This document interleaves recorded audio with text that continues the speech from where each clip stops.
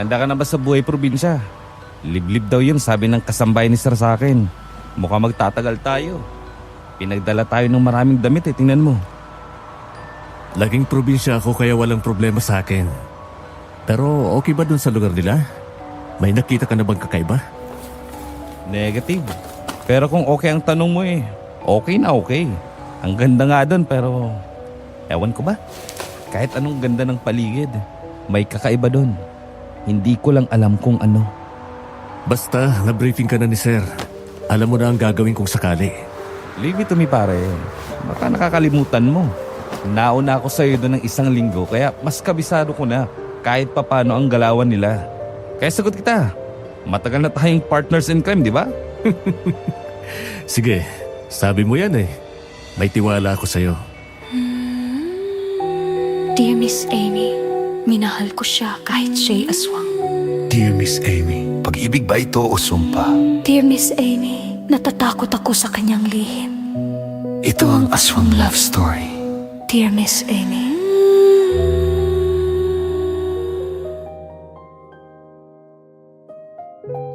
Kapag nagmahal ka, hanggang saan ang kaya mong gawin para sa kanya? Kaya mo bang sumuong sa panganib sa ngalan ng pag-ibig? Handa ka bang hamakin ang lahat? Kung may sagot ka sa mga tanong na ito at nakaka-relate ka, maaari mo ikwento sa amin ang karanasan mo at babasahin namin ito.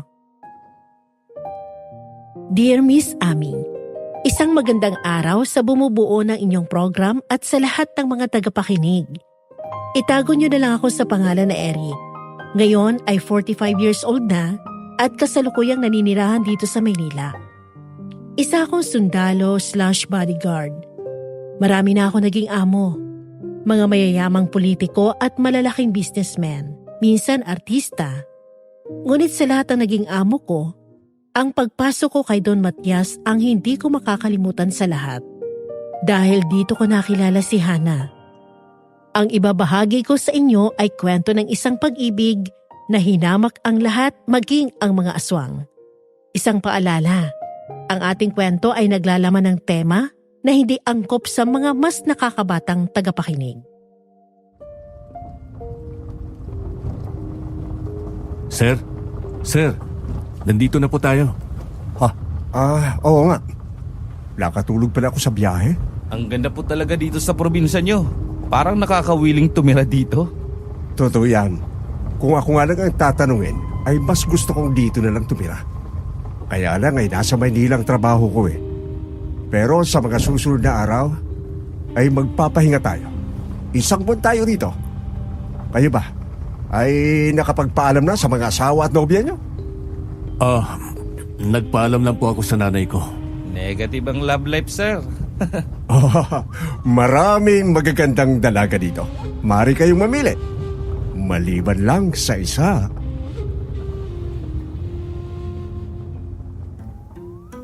Nang sabihin niyo ni Don Matias, eksaktong lumabas ang isang may edad na babae. Nang lumabas ang ikalawang babae, doon ako natulala. Para siyang diwata sa ganda. Maputi. Mahaba ang itim at tuwid na buhok. Parang nililok sa diamante ang nangungusap nitong mga mata. Matangos ang ilong at mapula ang mga labi. Ang katawan ay balingkinitan at perpektong hubog. Nagmukha itong anghel na bumaba sa langit sa kulay puting bestidang suot niya. Bigla ako natauhan nang muling magsalita si Don Matias.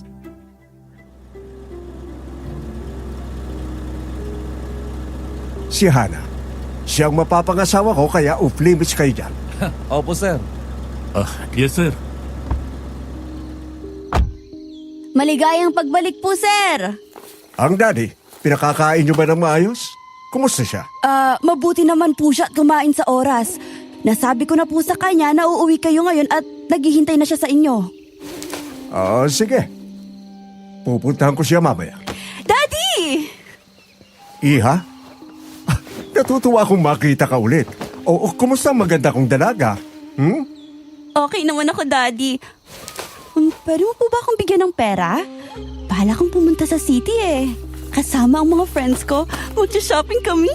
Oh, sure, anak. Mamaya sa loob, bibigyan kita. And, uy, sino siya, Dad?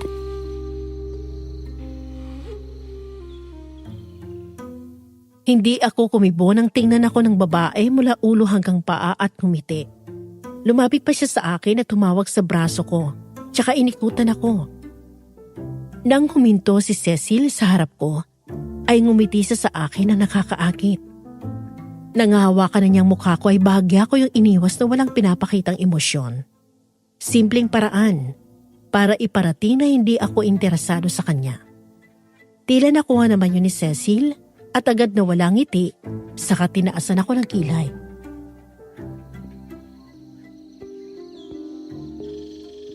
Siya si Eric, ang bago kong bodyguard. I like him. Gwapo siya. Pwede bang sa akin na lang siya, Dad? Anak, hindi pwede. Hindi siya gaya ng ibang lalaking nakukuha mo. Matino yan, isa siyang sundalo. Hindi siya basta-basta. Sayang. Sweetheart, I missed you. Maligayang pagbalik, Matias. Hindi mo ba ako na-miss? Hindi mo man lang ba sasalubungin ng halik ang mapapangasawa mo?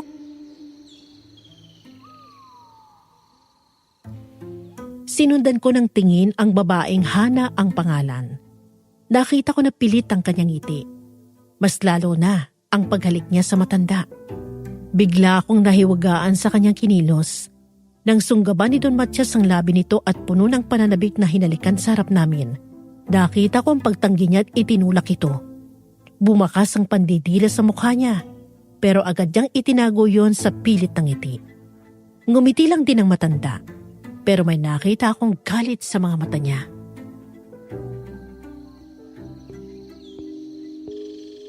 Oh, bakit ka tumatanggi? Hindi mo ba ako na-miss? May ibang tao, nakakahiya naman.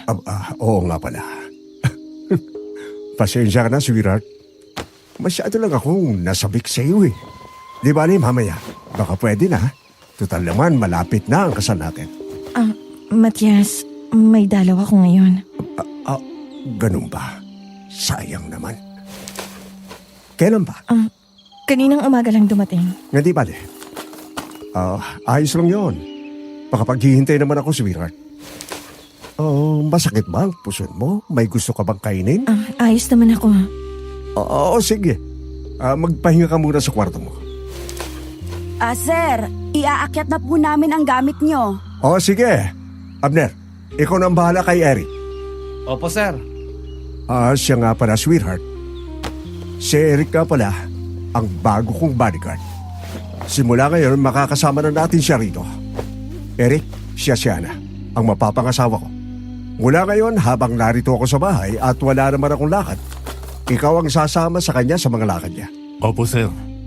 Magandang araw po, ma'am. Magandang araw naman. Kung may kailangan kayo, huwag kayong mahihiyang magsabi sa akin. O kaya kay Manang Lina. Sige po. Salamat po.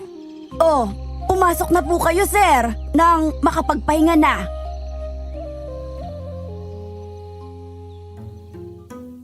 Unang gabi doon sa bahay ni Don Matias. Naninibago ako dahil 7:00 pa lang, pero pakiramdam ko ay 12:00 na ng hating gabi. Wala ako naririnig na tunog ng mga sasakyan o mga tambay sa kalsada, maliban na lang sa tunog ng kuliglig. Bukod doon ay may iba akong pakiramdam sa paligid. Parang lagi may nagmamasid. Nakakilabot. Napansin ko rin ang mga bawang na nakasabit sa bintana ng mga kasambahay. Maging sa quarters namin ni Abner. Nang tanungin ko siya kung para saan yon, hindi rin niya alam. 7:30 na nang pumunta kami ni Abner sa kusina para kumain. Saktong katatapos lang nila Manang Nina. Bahagya ako natigilan nang maabutan namin doon si Cecil. Muli, hindi ako nagpakita ng emosyon at interes sa kanya. Bilang bodyguard, sanay ako sa ganon. Ang hindi ngumiti lalo na kapag oras ng trabaho.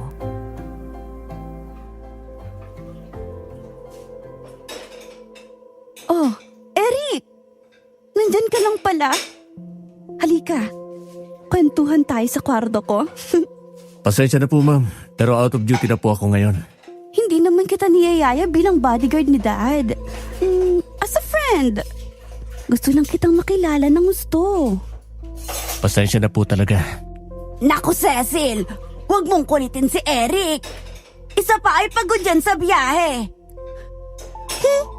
Suplado.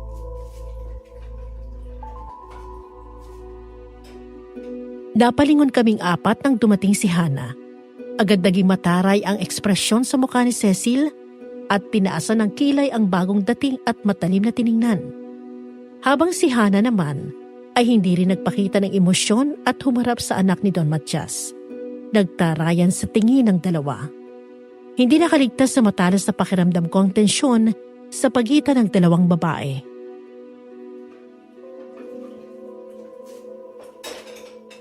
Pinapatawag ka ng daddy mo. Pumunta ka na daw sa kwarto niya. Hanggang kailan ka ba titira dito? Siguro naman hindi ka manhead para hindi mo maramdaman na hindi kita tanggap para sa daddy ko. Huwag kang mag-alala. Hindi ko rin tanggap ang daddy mo na maging asawa ko. Sa tingin mo ba magtatagal ako dito kung may choice ako? Kung natatakot kang mahatian sa pera ng ama mo, pues, iyong-iyo na yung pera mo. Kaya wag mo akong matarayan na akala mo inaagaw ko sa yung daddy mo. Kahit magsama kayo sa impyerno, wala akong pakialam. Mabuti kung ganon. Lumayas ka na nga dito! Bakit hindi mo sabihan yung ama mo? Siyang parang tutang habol ng habol sa akin.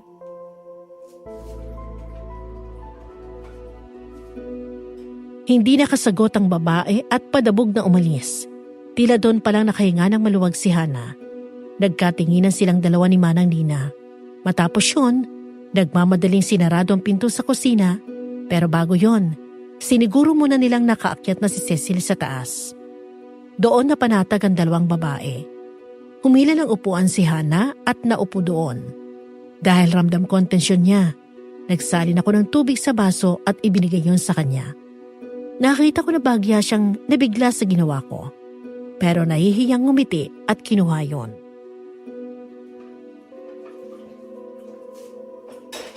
Salamat. Manang, may nangyari ba? Wala. Tensyonado lang talaga kaming lahat kapag narito si Don Matias. Mag-iingat kayo sa bayan na to. Huwag na huwag kayong lalabas ng gabi, Abner. Nasabihan na kita dati, hindi ba? Hindi mo naman sinabi sa akin kung bakit. Basta makinig na lang kayo sa akin. Para rin ito sa kaligtasan nyo. Minamaltrato ka ba ni Don Matias? Talaga bang magpapakasal ka sa kanya? Bakit pakiramdam ko ay napipilitan ka lang?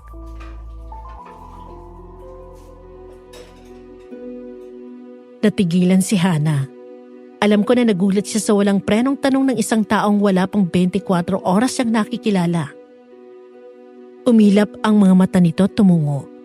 Ang totoo, kahit hindi niya sagutin, base sa mga nasaksihan ko pagdating pa lang namin, may hinala na ako sa totoong kalagayan ni Hana sa bahay na yon. Ayoko man. Wala naman akong mapagpipilian. Sa ngayon kailangan kong magtiis. Dahil may kailangan pa ako sa matandang yon. Sabihin mo lang kung kailangan mo ng tulong. Salamat sa concern. Sa ngayon ay ligtas ka dahil may buwanang dalaw ka. Kailangan nating mag-isip ng idadahilan sa mga susunod na linggo. Sige na. Kumain na kayong dalawa. Tapos pumasok na kayo sa kwarto nyo. Kahit anong marinig nyo mamaya, huwag kayong lalabas kung ayaw nyong mapahamak. Sandali nga. Anong ibig niyong sabihin? Ano ba talaga ang nangyayari dito? Ang bayan na ito ay pinamumugaran ng mga aswang.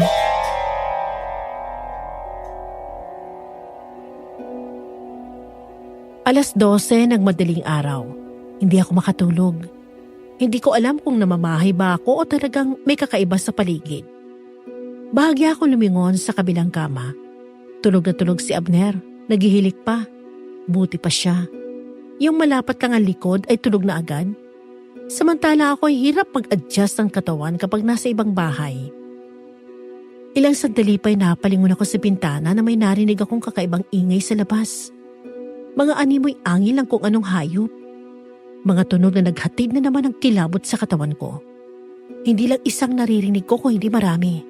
Dahil doon, bumangon ako. Kinuha ko ang baril sa holster na nakasabit sa paanan ng kama. Kinasa ko yon at dahan-dahang lumabas ng bahay. Nakiramdam ako sa paligid.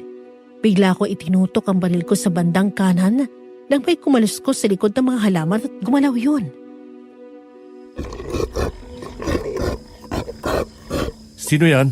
May tao ba dyan? Tulungan mo ko, Amang. Sino ka? Magpakilala ka. Anong ginagawa mo dito sa loob ng bakuran? Naghahanap lang po ako ng konting tulong. Isa lamang akong pobreng matanda na nagugutom. Lumabas ka dyan sa pinagtataguan mo. Amang, ako po ay mahina ng tuhod. Maaari mo ba akong tulungan tumayo? Halika. Lumapit ka dito. Eric? Bigla akong napalingon at nakita ko si Hana na nakatayo sa di kalayuan. Baka sa mukha niya ang pag-aalala at matinding takot. Nagmamadali siya lumapit sa akin. Magsasalita pa lang sana siya nang pareho kaming lumingon sa mga halaman. Gumalaw yon. At nagulat ako nang may taong lumabas mula doon. Mabilis na umakyat sa pader sabay talon palabas. Sa labis na pagkabigla ko, hindi agad ako nakapagsalita. Tao ang katawan at mukhang matanda na ito, pero maliksing kumilos. Kaya naman nagtatakang lumingon ako kay Hana.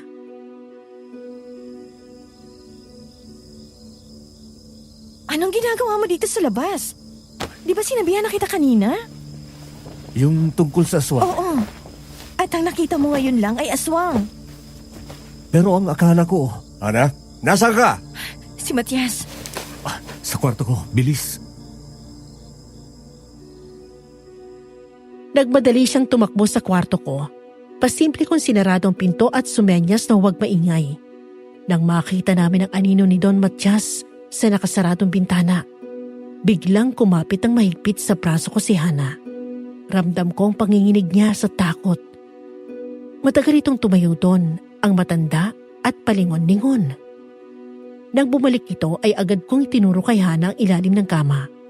Mabilis siya nagtago doon. Hinarang ko pa ang mga bag namin para hindi siya makita. Gaya ng inaasahan ko, biglang may kumatok sa pinto. Hindi ko muna binuksan to at naghintay ako ng ilang sandali.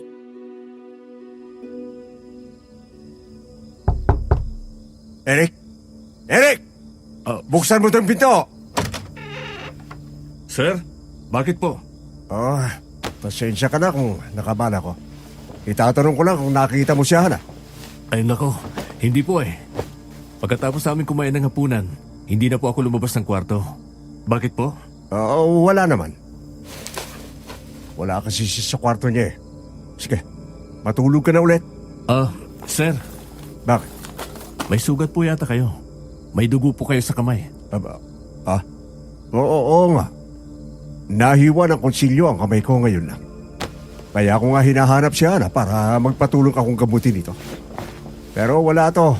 Malayo sa bituka. Ako na po ang tutulong sa inyo. Hindi na. Ayos lang ako. Sige po. Sige, dito na ako.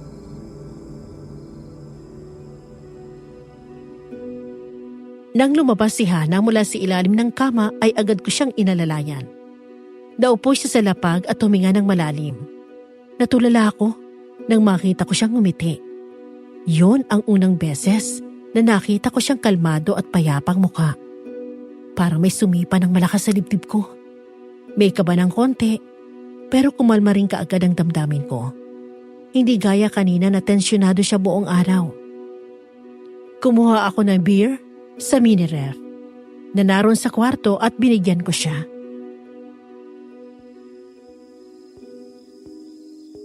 Umiinom ka ba? Pampantok lang at pampakalma. Salamat dito sa beer. Tsaka sa pagtulong sa akin kanina.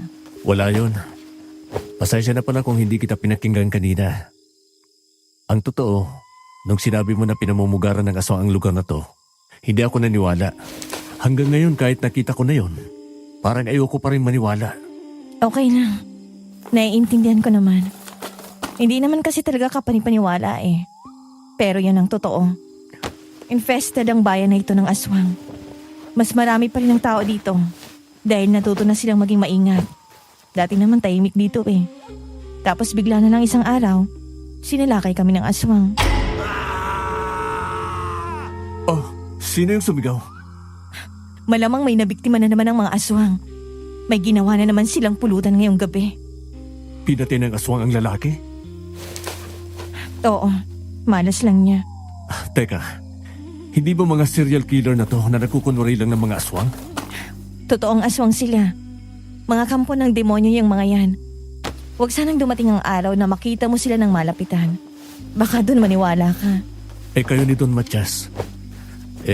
Pasensya na kung medyo personal ang itatanong ko. Talaga bang magpapakasal ka sa kanya kahit ayaw mo? Hindi no? Basta makita ko lang yung hinahanap ko. Tatakas din ako dito bago ang araw ng kasal. Pero mukha namang mabait si Sir. Mahinahon nga magsalita eh. Hindi mo alam ang sinasabi mo. Isang araw ka pa lang dito, Eric. Wala ka pang alam. Kung may maitutulong ako sa'yo, sabihin mo lang. Salamat. Pwede bang dito na lang ako matulog? Ayokong bumalik ngayon sa kwarto ko. Baka pasukin ako ni Matias eh. Kahit dito na lang ako sa sahig. Ay, hindi na. Ako na dito. Ikaw na dyan sa kama.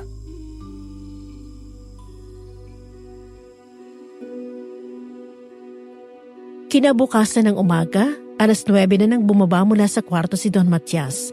Habang si Hana, umalis ng kwarto ko bago mag 6:00. Walang nakakaalam na doon siya nagpalipas ng gabi sa kwarto namin. Kahit si Abner, hindi alam dahil nagising siya na wala na si Hana. Naroon ako sa labas ng bakuran, pero narinig ko ang pinag-uusapan nila sa loob.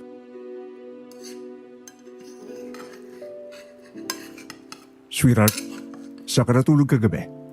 Pinunta kita sa kwarto mo. Sa kwarto ni Manang Lina. Opo sir. Napasarap po kasi ang kwentuhan namin tapos pareho kaming hindi makatulog. Humingi pa nga po ako ng beer kila Abner eh. Doon na siya inabutan ng antok, kaya doon na natulog. Sa susunod ay magpapaalam ka. Dahil nag-aalala ko sa iyo. Pasensya na. Ang akala ko kasi maaga kang nakatulog. Sayang. Inaasahan ko pa naman na natulog ka kung saan kasama ang kabit mo. Cecil anak, tumigil ka. Huwag kang magsimula ng gulo. Biro lang eh. Nga pala, Matias. Magpapaalam sana ako sa'yo ngayon. Total naman may nagbabantay na sa akin. Baka pwedeng payagan mo na akong lumabas. Nababagot na ako dito eh. Tsaka gusto kong dumalo sa puntod nila nanay. Tapos dadan ako sa palengke. Marami na kasing kulang na groceries at pagkain sa ref. Sabi ni Manang Lina, wala nang iluluto bukas. Eric, Sir? halika dito sandali.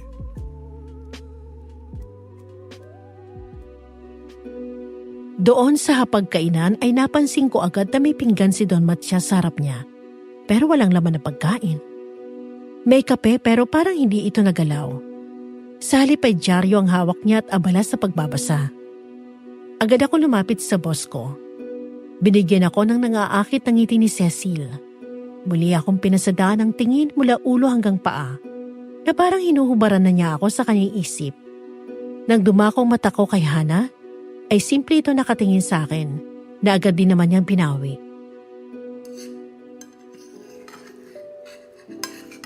Bakit po? May lakad po ba tayo? Si Abner na lang ang isasama ko. Sa kabilang bayan lang naman yon at nasa opisina lang naman ako. Gusto kong samahan mo si Hana sa mga lakad niya. Huwag mo siyang iiwanan mag-isa. Tapos i-report mo sa akin lahat ng pinuntahan niyo mamaya.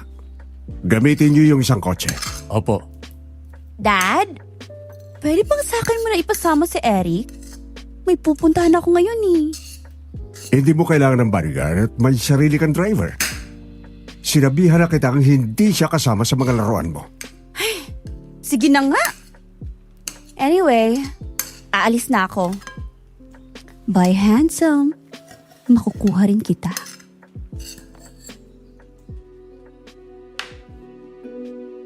Napailing na lang ako, Miss Amy. Makulit si Cecil.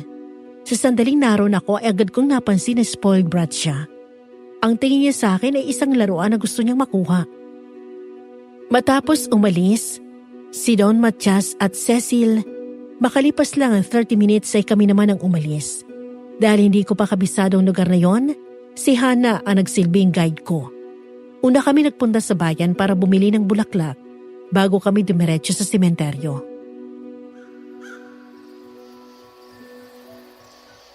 Nay, Tay, konting panahon na lang. Matutupad ko ng pangako ko. Mapapatay ko ng hayop na aswang na pumaslang sa inyo. Pagkatapos ay lalayasan ko na si Matias. May nakita na akong paraan para makalaya ako mula sa kanya. Ma'am, okay lang po kayo? Hana na lang kapag tayong dalawa lang. Okay. Hana, okay ka lang? Oo na hindi. Oo, natanggap ko ng ulila na ako.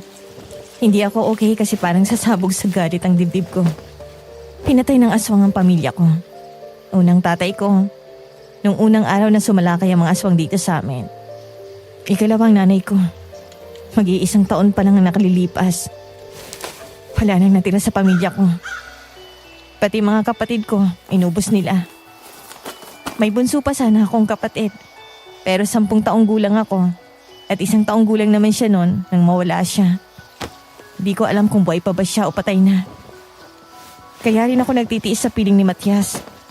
Dahil may nakapagsabi sa akin na may alam siya kung nasaan ang kapatid ko. Bakit walang ginagawang hakbang ang mga pulis? Ang mga huling pulis na sumugod at lumaban sa kanila ay hindi na nakauwi ng buhay. Ang kailangan ng bayan na to ay isang himala na marinig ng Diyos ang panalangin namin. Sana'y maibalik na sa dati ang katahimikan sa bayan na to.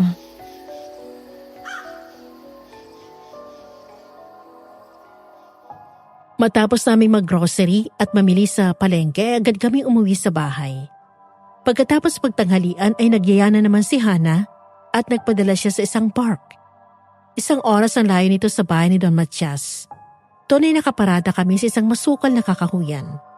Nasa harap namin ay mga puno at ang mga sinag ng araw na sumisingit sa mga sanga at dahon. Napakagandang tanawin na parang nasa ibang mundo kami. Matagal na daw niyang gustong pumunta doon pero wala siyang kasama. Hindi rin siya gaanong marunong magmaneho. Napalingon ako kay Hana nang marinig ko siyang bumuntong hininga at saka marahang tumawa.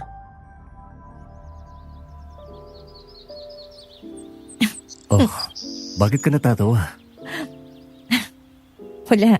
Naisip ko lang kasi. What if tumakas na ako ngayon? Hindi mo ba alam na walang aswang dito? At nandito sa bayan na to ang bus terminal papuntang Manila? Madali ako makakatakas. Pero paano yung paghahanap mo sa kapatid mo? Kung hindi nga lang doon, matagal na akong umalis. Malapit na yata ang kasal niyo. Paano yun? Kaya kailangan makatakas ako bago mangyari yon. Seryoso ako sa alok ko sa'yo kagabi. Handa akong tumulong. Oo, kung papayag ka ba eh. Sige, itatakas kita dito. Tutulungan din kita sa paghahanap ng kapatid mo. Hindi ka nagbibiro? Hindi. Thank you, Eric.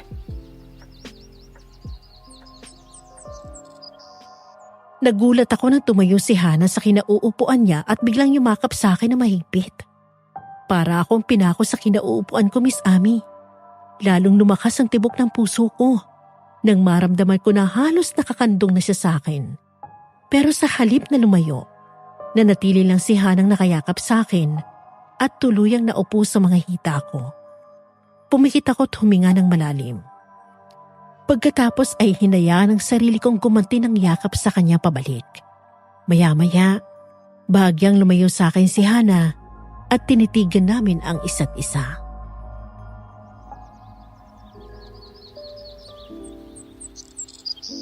Itakas mo lang ako dito, Eric. Handa akong ibigay ang sarili ko sa'yo bilang kabayaran.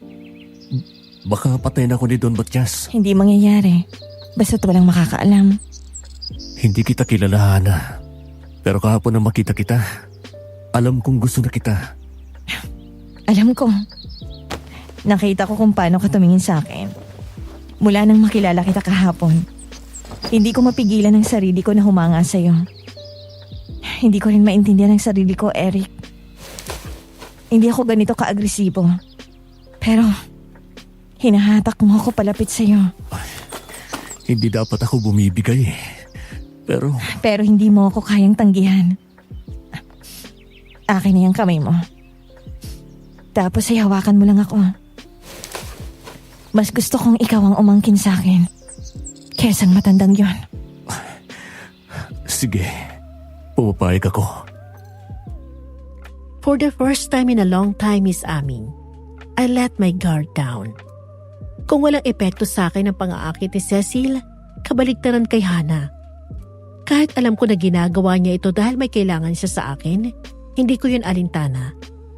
Hindi ko nagawang pigilan ang sarili ko at bigla ko siyang hinalikan sa labi. Agad tumugon si Hana at sinabayan ang mainit at puno ng pananabik na halik ko. Sabay yakap ng mga braso niya sa liig ko. Hindi ko magawang kumawala dahil ako mismo ay ayaw ko siyang bitawan. Isa akong sundalo.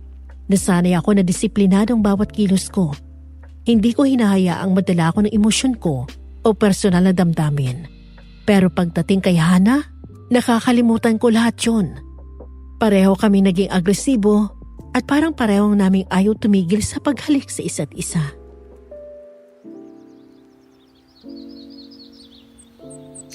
Salamat, Eric. Binigyan mo ako ng pag-asa. Paano tayo? Paano tayo magkikita o mag-uusap? Ako nang bahala doon. Basta kapag nasa bahay, kailangan kaswalang ang kilos natin. Hindi ko alam kung anong meron sa'yo, Hana. Kahapon lang kita nakilala. Pero hindi ko na maalis ang tingin ko sa'yo. Hindi ko maintindihan kung bakit sinusuong ko ang sarili ko sa panganib dahil sa'yo. Pero tama ka. Sa una pa lang ay alam ko na sa sarili ko na gusto kita. Basta ito ang ipinapangako ko sa'yo. Iaalis kita dito. Gagawin ko ang lahat para protektahan ka. Salamat, Eric.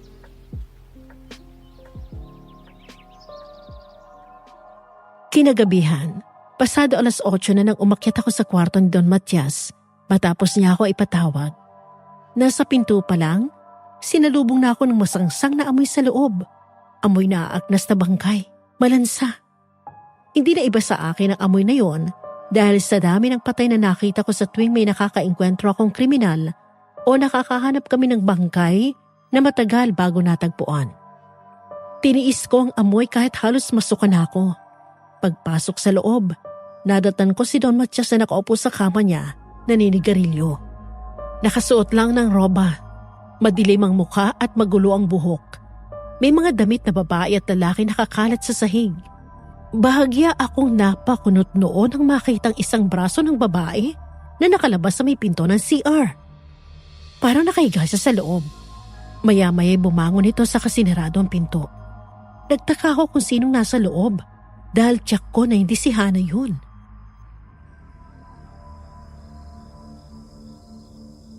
Boss, pinatawag niyo daw po ako. Oo. Kumusta ang lakad niyo ni Hana? Saan kayo nagpunta? Pagkatapos namin pumunta sa sementeryo, ay dumiretso po kami ng palengke tapos sa grocery. Medyo na-board po siya nung hapon na yon kaya namasyal siya sa park. Wala siyang kinatagpo na ibang lalaki? O kaya kaibigan? Wala naman po. Kami lang dalawa ang magkasama. Okay, mabuti. Mula ngayon ay gusto kong i-report mo sa akin ang bawat kilos niya. Kapag wala ako. Ayokong may ibang lalaking kumakausap sa kanya maliban sa'yo. May tiwala ako sa'yo, Eric. Opo, salamat po. Kung ano man ang nakita mo at narinig sa kwartong ito, iwan mo dito. Yes, boss. Sige na, makakalis ka na.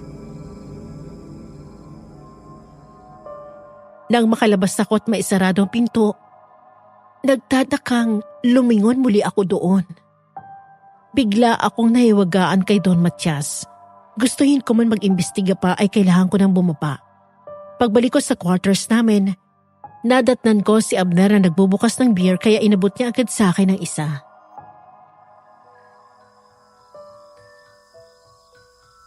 O pare, beer. Salamat. Nakapag-report na ako kay sir. Kahit sila hindi naniniwala sa pinadala kong video. Inerit ko lang daw.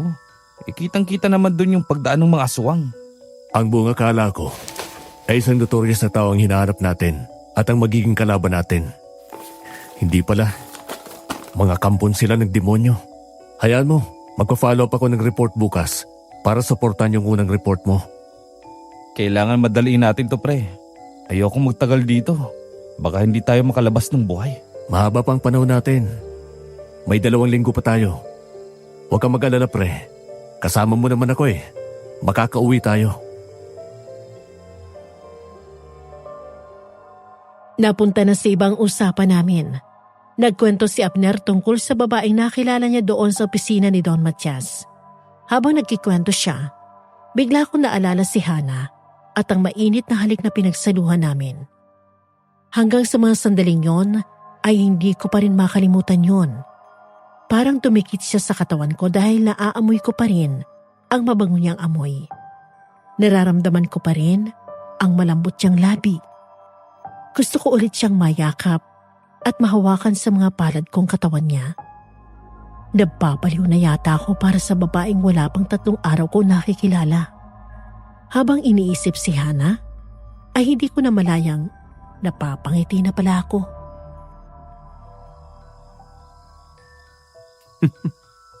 Huy, bakit ka natatawa dyan?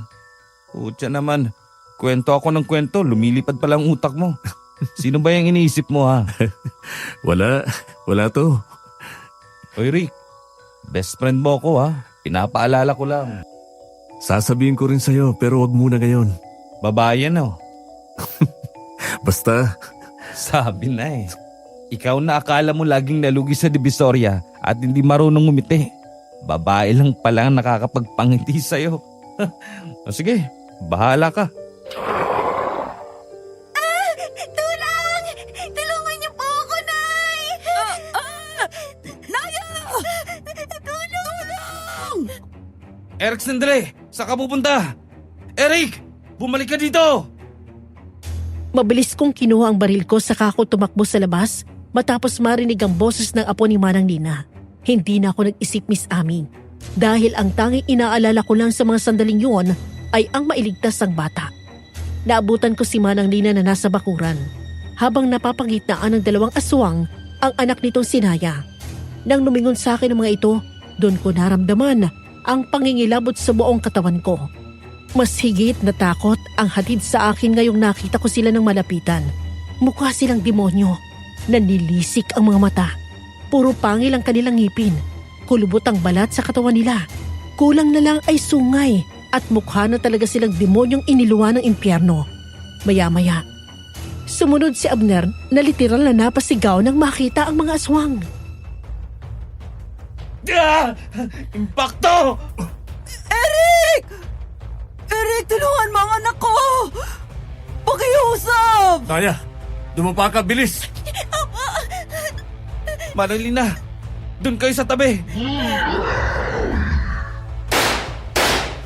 Bigla kaming napaatras ng sugurin kami ng aswang.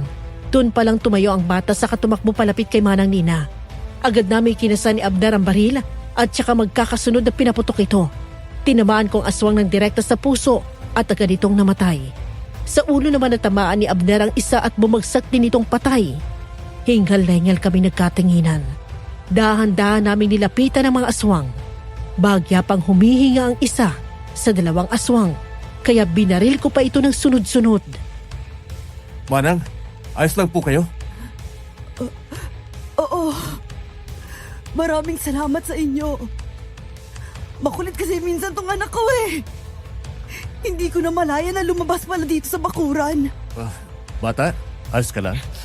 Opo, Sa susunod, makinig ka sa nanay mo para hindi ka napapahama. opo, salamat po.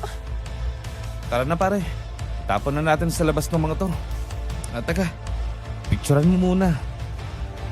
Nagmamadali akong pumasok sa kwarto para kunin ang phone ko. Pagbalik ko, nagulat na lang ako.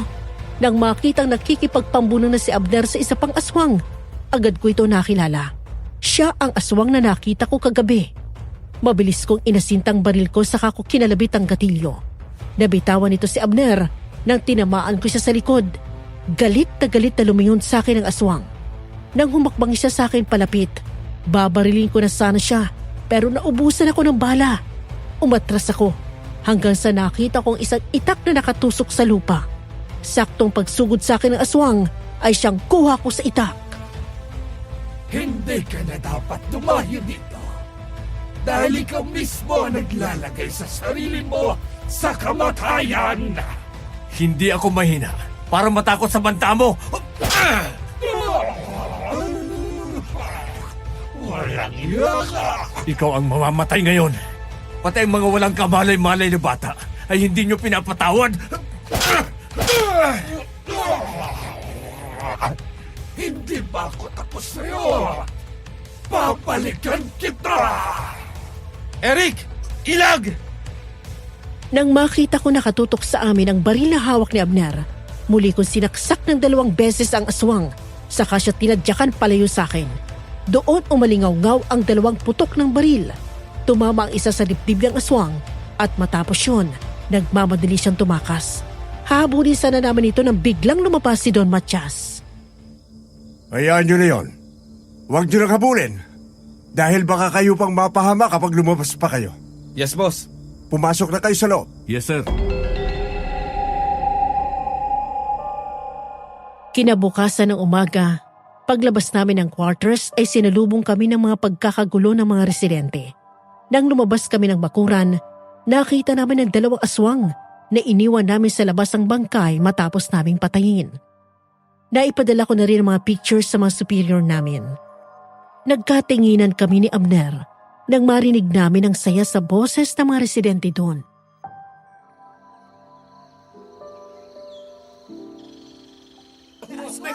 Ay, salamat ko. Sa wakas ay may matapang din na nilabanan sila. May matapang din pala. May pag-asa na tayo.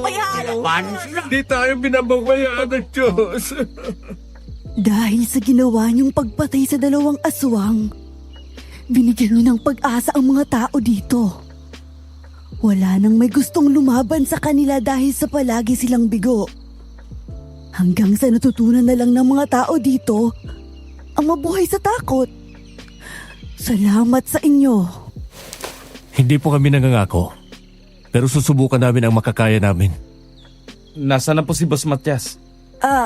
Ayun na. At naghahanda na. Teka nga, maliligo muna ako. Hindi kami nag-ingay. Pasimple na lang kaming pumalik sa loob ni Manang Nina. Pagpasok ko sa kusina, ay agad akong nagkape. Naabutan ko doon si Hana. Pareho kami natigilan ng bahagya nang magtagpo ang mga mata namin.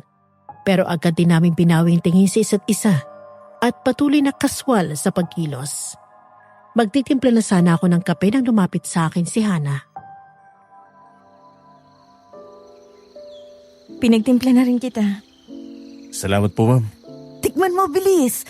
Masarap magtimpla ng kape si Hana. Siya ang taga-timpla namin ng kape dito. Ang sarap nga. Kumain ka na rin dyan. Sige po, salamat po. Pero lilinisin ko muna yung kotse. Sige. Pumunta ako sa likod bahay at pumasok sa bodega para kunin ang mga gamit. Maya-maya nagulat ako nang sumunod sa akin si Hana. Agad ako napangiti nang makita siya. Pagsarado ng pinto, agad ko siyang hinila palapit sa akin at sabik na hinalikan namin ang isa't isa. Kinarga ko siya at sinandal sa pader. Naging mapangahas ako at dinama ko sa mga palad kong malambot niyang katawan. Marahan kami natawa matapos ang halik na yon at muli ko siyang mariin na hinalikan sa labi. Nag-alala ako sa'yo kagabi. Nakita ko mula sa bintana ng kwarto kung nangyari. Napalaban kayo sa mga aswang. Ayos ka lang pa? Oo naman. Hindi ako makababa dahil baka kapag lumabas ako ng kwarto makita ko ni Matias. Baka pasukin ako. Okay lang. Sanay ako makipagbarilan at makipagbugbugan. Pero ibang mga aswang, hindi sila tao. Mas okay nga na hindi sila tao. Hindi ako makukonsensya na patayin sila. Pero hindi yun ang importante. Pinuyat ako ng halik mo. Hanggang sa pagtulog ay naamoy pa rin kita. Tinamaan yata ako talaga sa iyo eh. Ang bilis mong nakapasok sa sistema ko. Ako rin, Eric. Hindi rin ako makatulog sa kakaisip sa'yo. Aalis ang mag-ama mamaya. At gabi na sila makakauwi. Umakyat ka sa kwarto ko sa hapon ha. Ipapakita ko sa iyo yung picture ni Marie, yung kapatid kong nawawala. Sige. Pero kailangan kong pumasok sa kwarto ni boss para makita ko ang mga gamit niya. Doon lang ako makakahanap ng lead kung nasaan ang kapatid ko. Sige, tutulungan kita.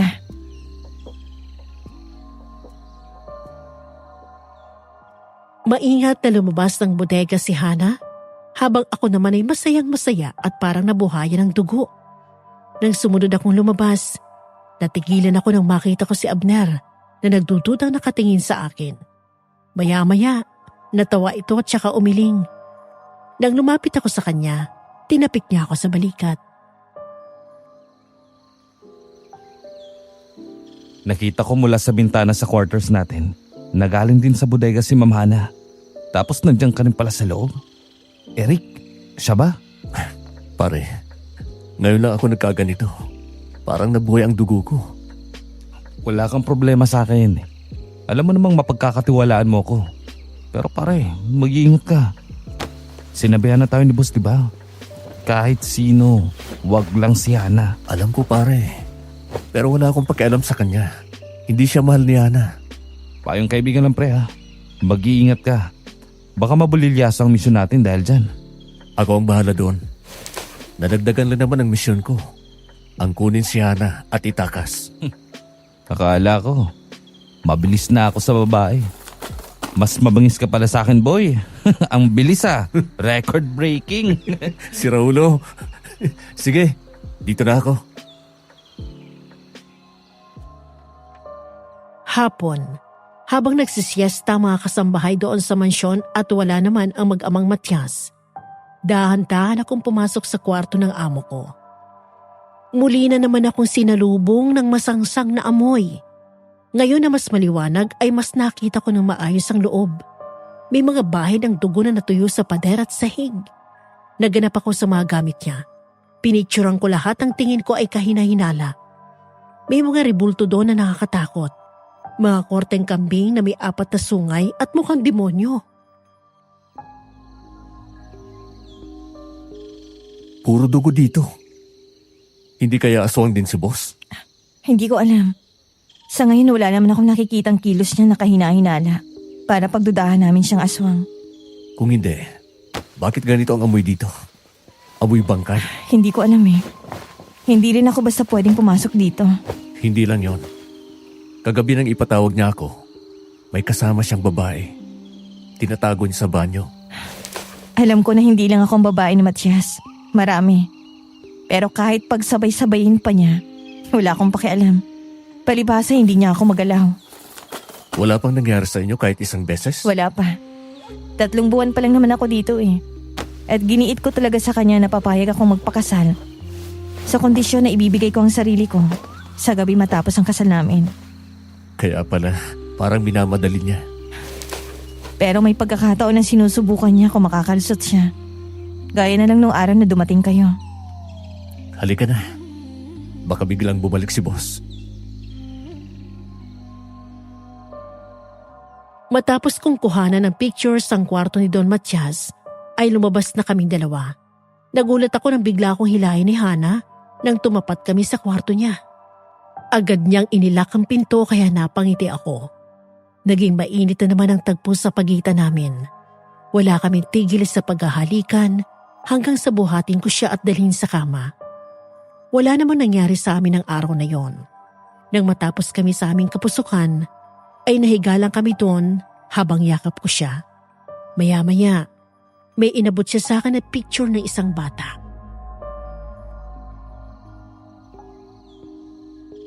Ito si Marie, ang kapatid ko. Ano ang eksaktong nangyari ng araw na yon? Naanon kami ng kapatid ko sa bakuran ng bahay namin. Habang si nanay, abala naman sa pagluluto ng pananghalian namin. Tapos may isang magarang kotseng pumarada. Tumakbo ko sa loob ng bahay para tawagin si nanay at sabihin na may pumaradang kotse. Sandali lang yun. Literal na segundo lang. Palabas na kami nang makita ni nanay na may pumasok sa bakuran namin na lalaki at hinablot si Marie. Napasigaw kami at hinabol ang sasakyan. Pero hindi na namin naabutan. May pinaghinalaan ba kayo noon? Wala. Para kami nangangapa sa dilim. Hanggang sa may lead kaming nahanap. May nakakilala sa kotseng dala ng mga dumukot kay Marie. Pag-aari daw yun ni Don Noel, ang ama ni Don Matias. Nagsumbong kami sa mga pulis. Pero dahil sa pera nila, walang nangyari sa kaso. Hindi umusad. Naghanap ang mga pulis sa loob ng bahay nila. Hindi pa ito yun. Pero wala silang nahanap na bata o kahit direktang ebidensya na magdidiin sa kanila. Sa kabila ng lahat, naniniwala pa rin ako na may kinalaman sila sa pagkawala ng kapatid ko. Siya na lang ang natitirang pamilya ko. Kaya kailangang mahanap ko siya. Teka, Don Noel? Buhay pa ba yung tatay ni Don Matias? Oo, pero nasa basement. Ang sabi ni Manang Lina, doon ang kwarto niya. Dahil may malubha daw na sakit. Walang pwedeng basta pumunta doon maliban kay Matias. Si Cecil kapag pinapatawag siya. Feeling ko talaga, aswang yan si boss. Kung siya nga ang aswang, edi sana may narinig na akong angel mula sa kwarto niya. Yung amoy ng aswang na nakalaban ko, lalo na yung huli. Pareho ng amoy nun ang naamoy ko sa kwarto ni boss. Hindi naman siguro. Sana nga mali ako. Pero balik tayo sa pinag-uusapan natin. Ikaw, paano ka eksaktong napunta dito? Matapos ubusin ng mga aswang ang pamilya ko. Paggalibing ko sa kanila, dumating sa bahay si Don Matias. Kaibigan kasi siya ni tatay. Kaya malapit din siya kay nanay. Ang sabi niya, wag daw akong mag-alala dahil hindi niya ako pababayaan. Ipapasok daw niya akong trabaho sa kumpanya niya. Isang araw pinapunta niya ako dito sa bahay. At may ibibigay daw siya sa akin. Nagulat na lang ako nang ipakilala niya ako sa lahat dito na mapapangasawa niya. Tumanggi ako at sinubukan kong umalis. Mula noon, hindi niya na ako pinalalabas dito. 1 linggo niya akong kinulong sa kwarto. Hanggang sa pumayag siya na lumabas-labas ako sa buong bahay. Ang sabi niya sa akin, matagal niya daw akong kursunada. At ngayong wala ng pamilya ko, pwede na daw niya akong kunin dahil wala nang hahadlang sa kanya. Sinubukan kong tumakas. Ilang beses yun, pero nasusundan niya ako. Nang dumating ka, yun pa lang ang unang beses na pinayagan niya akong lumabas ng bahay. Ang bunga akala ko ay mabait siya. Magaling lang siyang magpanggap na mabait. Dahil madalas siyang mahinahon. Hindi mo pa kasi siya nakikitang magalit. Tsak napapatayin ako ni Don Matias. Kapag nalaman niya na pinakialaman ko ang kaisa-isang babaeng binili niya, na huwag kong papakialaman. Sinabi niya yon? Oo. Pero wala na akong pakialam doon. At hindi ako natatakot sa kanya. Dahil sa akin ka na at ilalayo kita rito. Kapag nalaman na natin kung anong nangyari sa kapatid ko at tumakas tayo dito, saan tayo pupunta? Wala akong alam sa Maynila. Wala na akong mga kamag-anak. Iuuwi kita sa bahay ko. Magsasama tayo doon. Hindi na ako makapaghintay na makalaya sa bahay na to. Hindi mo lang alam kung gaano ako nagpapasalamat sa Diyos. Dahil dumating ka, Eric. Lumipas ang mga araw, Miss Amy. Nagpatuloy ang lihim naming relasyon ni Hana. Palagi kaming gumagawa ng paraan para magkita. Kapag kunwari ay may bibilhin sa labas si Hana, ang mga panakaw na sandali sa bodega, sa kotse, sa kwarto ko o kwarto niya. Minsan sa kusina kapag walang ibang tao. Sa loob din ng mga araw na dumaan ay naging pamilyar na kami sa mga aswang. Ilang beses na rin namin silang nakalaban. Isang gabi na wala doon ang mag-amang Matias at Cecil, naiwan ako sa bahay. At nagkaroon kami ng pagkakataon ni Hana na magkasama buong gabi. Paakyat na ako nang nakasalubong ko siya sa hagdan. Pareho naming nginitian ang isa't isa. Nasa gitna na ako ng hagdan nang bigla naming narinig si Manang Linang sumigaw mula sa kung saan. Kasunod dito ay ang malakas na angil ng aswang. Wag! Wag po, Don Noel! Si Lina po ito! Tulong! Tulungan niyo ako! Si Manang Lina, Saan ang gagaling yun? sa basement. Halika, puntahan natin. Ako ang mauuna. Narinig ko ang aswang. Imposible. Wala namang aswang dito sa bahay na to. Paano yung makakapasok? Nagmamadali kaming bumaba sa basement at para makasigurado, nagdala ko ng patalim. Pagdating namin doon, nakita na lang namin ang isang matandang aswang na inaatake si Manang Nina. Nang lumingon sa amin ang aswang, ay nagsalubong mga kilay ko nang makilala ito. Ang aswang na sumalakay sa akin noong ikalawang gabi ko sa bayan na yun. Napasigaw si Hana, sabay takbo palayo nang makita ng harap-harapan ang aswang. Panginoon ko! Matagal ko nang sinabi kay Matias na ibigay ka sa akin. Pero ayaw niya dahil may pakinabang ka pa sa kanya. Ikaw? Sino ka? Paano ka nakapasok sa bayan na to? Paano? Dito ako nakatira. Ako ang may-ari ng mansyon na to. Don Noel? Ako nga! Hindi niyo dapat malaman to. Pero dahil nandito na kayo, pasensya na lang. At mapapaaga ang kamatayan niyo! Eric! Mag-iingat ka!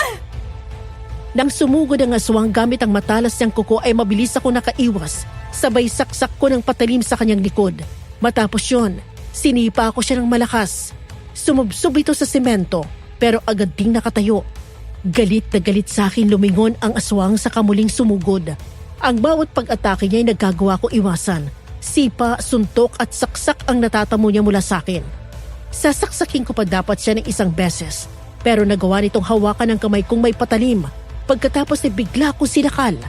Sa kabila ng mukhang mahina nitong pangangatawan, nagpakita ng lakas ang aswang at nagawa akong itulak at ibalya ng malakas sa pader. Alam ko ang lihim yung dalawa ng babae niyan. Pinagtataksilan niyo si Matias. Alam mo ba ang pwede mangyari sa'yo kapag nalaman niya ang kataksilan niyo? Papatayin ka niya. Wala akong pakialam. Dahil hindi ako natatakot sa kanya. Ikaw ang dapat matakot ngayon. Dahil alam ko na ang sekreto nyo. Kung aswang puno, tiyak na aswang din ang bunga. Mga demonyo kayo. Hawak namin ang bayan na to. Lahat ng aswang dito ay sumusunod sa amin. Mga hayop! Kayo palang nagdala ng salot sa bayan na to. Kayong pumatay sa pamilya ko. Kayong dumukot kay Marie, di ba? Nasaan ang kapatid ko? Alam mo ba kung bakit ko dinukot ang kapatid mo? Siya ang kabayaran ng pagtalikod sa amin ng ama mo. Ang tatay ko? Anong ibig mong sabihin?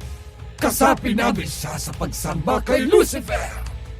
Pero tumalikod siya at sumamba sa Diyos niyo. Pinalada namin siya na kapag hindi siya bumalik, ay magbabayad siya ng mahal.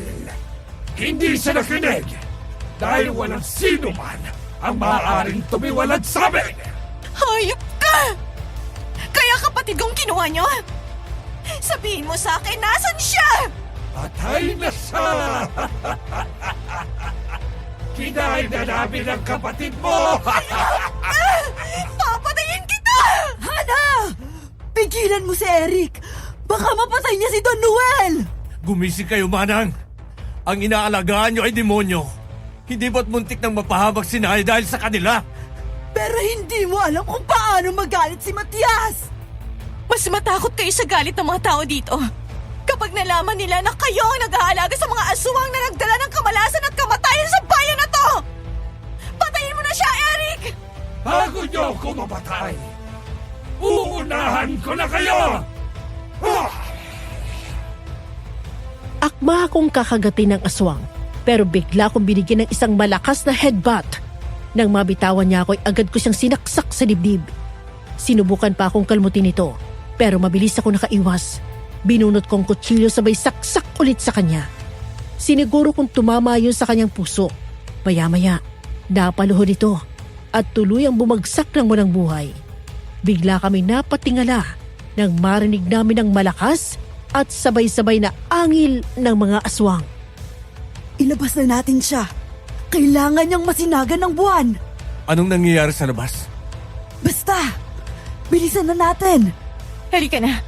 Halika, pagtulungan natin siya. Tinakpan ni Hana ng tela ang mukha ng aswang. Pagkatapos ay nagtulong-tulong kami sa paglabas sa kanya ng bahay.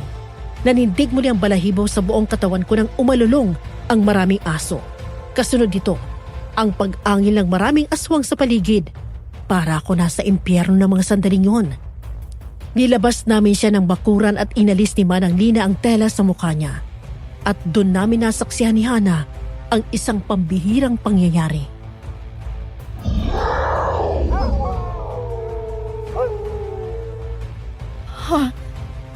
Manang, nagiging abong katawan niya. Ang lahat ng aswang na kasama niyang isinanla ang sarili sa demonyo ay kasamang magiging abo ang katawan kapag namatay ang namumuno sa kanila. At nasinaga ng buwan gaya ng nasaksihan niyo. Ang mga aswang na namatay ng hindi kabilugan ng buwan ay mamamatay lang at hindi magiging abo ang katawan kahit masinaga ng buwan. Ibig sabihin, yung mga narinig natin kanina ay dumadaing sila dahil namamatay sila isa-isa? Oo, hindi lahat. Ang iba sa kanila ay sugo ni Matias. Mamamatay lang sila kapag namatay din ang pinuno nila. Halika sa loob! Linisin natin ang basement at doon ko ipapaliwanag ang lahat. Sinunod namin ang sinabi ni Manang Lina. Nang matapos kami, ay nag-usap kaming tatlo doon sa kusina. Doon namin nalaman ang katotohanan tungkol sa sekreto ng pamilya ni Matias. Nagkatinginan kami ni Hana. Kinuha kong kamay niya at mahigpit yung hinawakan habang nakikinig kami sa salaysay ni Manang Lina. Manang Lina, may alam ba kayo tungkol sa kapatid ko? Ha? Wala!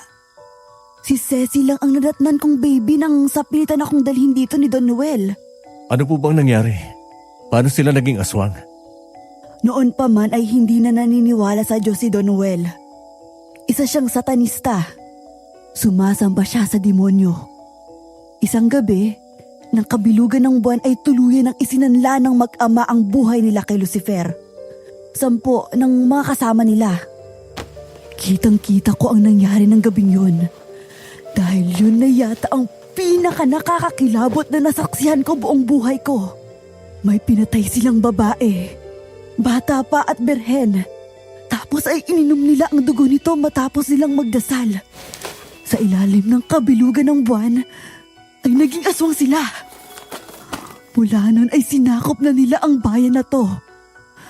Naging bihag ako ni Don Noel. Kinamit niya ako ng paulit-ulit. Yun ang dahilan? Kaya siya itinatago sa basement? Oo, wala kasing kontrol si Don Noel sa kanyang lakas. Masyado siyang agresibo, kaya kinakadena siya ni Matias sa basement. Kahit sino na lang ang madagit niya, ay papatayin at kakainin niya ang laman loob. Habang si Matias, ang tipo na kalkulado ang bawat galaw. Mas may kontrol siya sa sarili niya. Ibig sabihin, aswang din si Cecil? Hindi. Ipinanganak si Cecil bago pa maging aswang si Matias. Alam ba niya ang nangyayari dito? Na aswang ang ama niya? Yun ang hindi ko alam. Itatakas ko si Hana dito. Sumama na kayo sa amin. Hindi maganda na lumaki si Naya sa ganitong lugar. Malaking trauma sa kanya ito. Gaya ni Hana ay bihag din ako sa pamamahay na to. Linukot ako ni Don Noel at inagaw mula sa asawa ko. Si Naya ay hindi ko tunay na anak. Niligtas ko lang din siya mula sa mga aswang na muntik siyang mapatay. Nilapastangan na ako ni Don Noel at Don Matias. Wala na akong mukhang maihaharap pa sa asawa ko. Hindi na ako tumatawag sa kanya dahil ayokong hanapin niya ako. Dahil tiyak, mamamatay siya kapag pumunta siya dito. Walang masama kung susubukan natin, Manang Lina. Magtiwala kayo sa akin. Matutulungan namin kayo.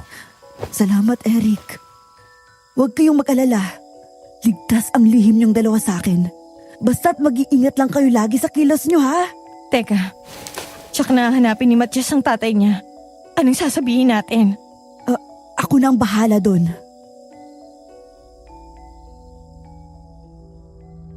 Pasado 1:00 na ng madaling araw.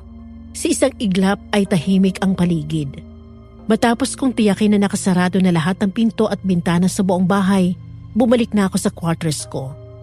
Doon ko naabutan si Hana at kasalukuyan nagsasarado ng bintana. May kakaibang gaan sa kalooban ko nang mapatay ko ang matandang aswang. Pero kita kong takot at pag-aalala sa mukha ni Hana. Nilako ang pinto at lumapit sa kanya. Yumakap ako sa kanyang bewang mula sa likod at saka pinatakan ng halik ang kanyang liig.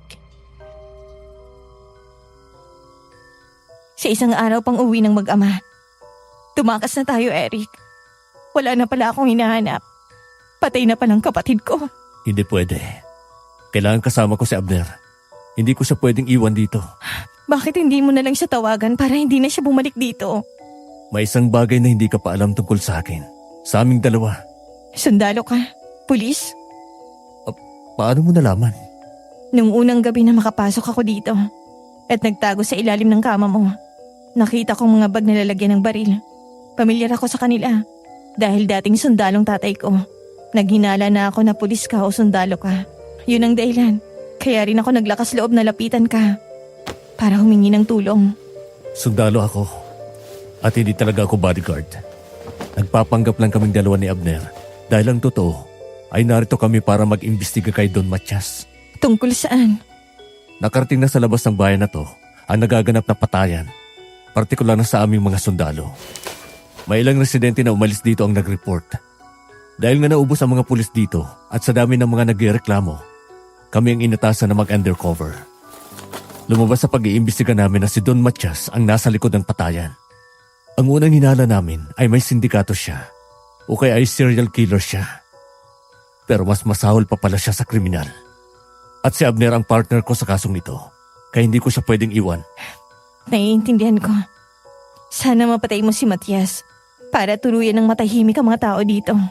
Hana, pwede ba akong magtanong sa'yo?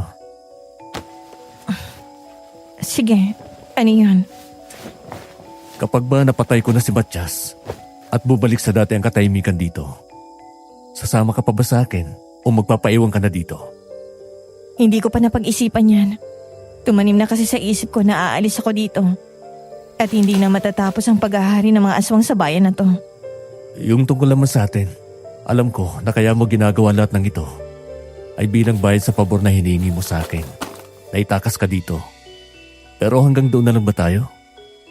Ano bang nararamdaman mo sa akin? Ano ba ako sa'yo? Ano pa tayo?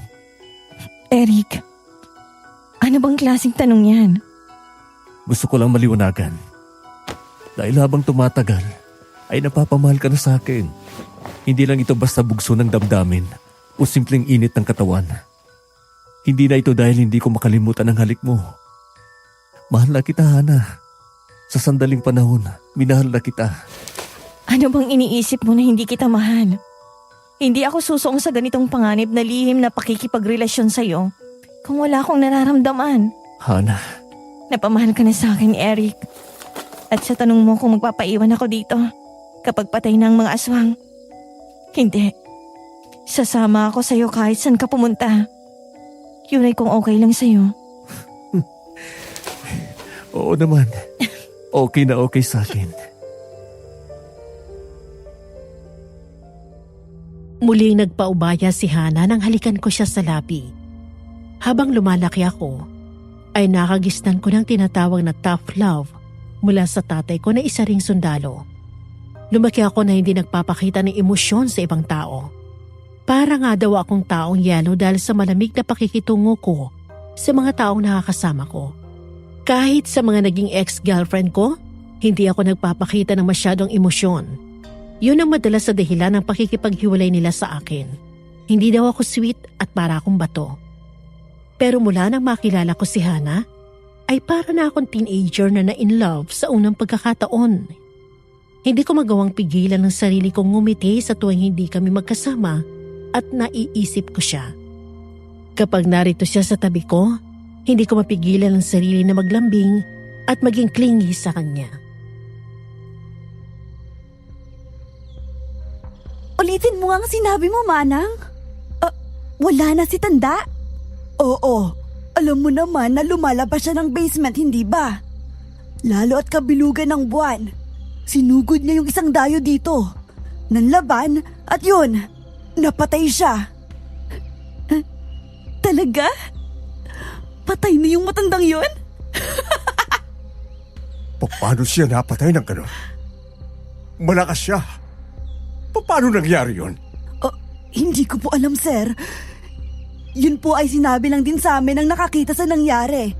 Tapos nang mabisita ko yung basement, wala na po siya doon. Bibigyan ko pa nga po siya ng pagkain eh. Nang lumabas ako, nakita ko siya. Masama na ang tama at nandyan na sa bakuran. Hanggang sa naging abo na nga siya. Nagkataon na umpisa ng kabilugan ng buwan kagabi. Hindi dahil. Malapit nang matapos ang pagkahari-harian niyo dito. Naghihintay na sa inyo ang impyerno, Matias. Malapit ka na rin mamatay, animal ka! Tumahimik ka! Lumayo ka sa harapan ko! Dahil baka hindi kita matadya at mapatay kita ngayon! Layas! Hindi mo na ako matatakot, Matias. Ikaw mismo ang nagturo sa akin para maging manhid. Lumiliit na ang mundo nyo. Lahat ng kademonyohan mo, lahat ng kademonyohan na ginawa niyo sa akin, unti-unti nang bumabalik sa'yo. At yun, at gusto kong makita ang araw na unti-unti kang mamatay. Sinabi ng layas! Oops, relax. Ang boses mo. Sige ka, maririnig ka ng pinakamamahal mong mapapangasawa. Kung matutuloy pang kasal mo at kung buhay ka pa nun. Lumayo sa amin! Ayokong makita ang mukha mo! Pilit na kinalma ni Don Matias ang sarili habang matalim na sinusundan ng tingin si Cecil na nakangisi lang at hindi apektado. Umakyat ito sa kwarto hanggang sa naiwan dun sa sala si Don Matias at Manang Lina. Lumingon sa paligid ang matandang lalaki na parang sinisiguro na walang tao doon. Maya-maya, may dinampot itong malaking vase at tsaka'y binato yun sa galit. Siana, may alam ba sa mga nangyari? Wala po. Anong ginagawa niya dito habang wala ko? Tumutulong po sa akin dito sa bahay, sir. Tapos, namamalengke, palagi naman sinasamahan ni Eric. Hindi ba masyadong nagkakalapit ang dalawang yan? Hindi naman po, sir. Kasual na nag-uusap na parang magkaibigan. Mabuti. Mamayang gabi, hahanapin ko kung sino ang pumatay kay Dad. Hindi ko mapapalagpas ito. Mula doon sa kusina na siyang pinagtataguan namin, nagkatinginan kami ni Hana. Sinalubong namin sila pagdating kanina at pagkatapos, umalis din agad. Matapos yun, bumalik na rin agad si Manang sa kusina. Habang si Abner naman, pasimple akong kinalabit at sumenyas na pumunta sa kwarto. Agad ako nagpaalam kay Hana at sumunod dito. Anong balita? Natanggap mo na ba yung update ko? Naswang si Matias? Oo. Kinilabutan nga ako eh. Putya. All this time, kasama ko sa kotse, aswang pala. Paano kung bigla akong kinatay niyan habang nagmamaneho ako? Ay, ang dalas pa naman na dalawa lang kami sa sasakyan. Pero teka, nakausap ko na rin si Sir. Pinakita ko sa kanya ang mga ebidensya ng mga aswang dito. Sabi niya, kailangan na nating umalis dito. Sila na daw ang bahala at susugod sila dito. Kailan? Bukas ng gabi. Isasama ko sa pagtakas si Hana at Manang Lina. Oo, sige. Nasabi ko na rin sa taas na may mga hostage si Matias dito. Ikaw, habang magkasama kayo, anong napansin mo? Di ba mag-amay ang si Cecil at Matias? Oo, bakit? Nagulat ako pre. Doon sa bahay nila sa Maynila, aksidente ko silang nakita doon sa isang kwarto sa ground floor. Nagtatalik sila. Sigurado ka? I swear, mamatay man, kitang-kita ko. Mas tamang sabihin na, ginagamit niya si Cecil. Sinasaktan niya eh. Hayop, sadista pa.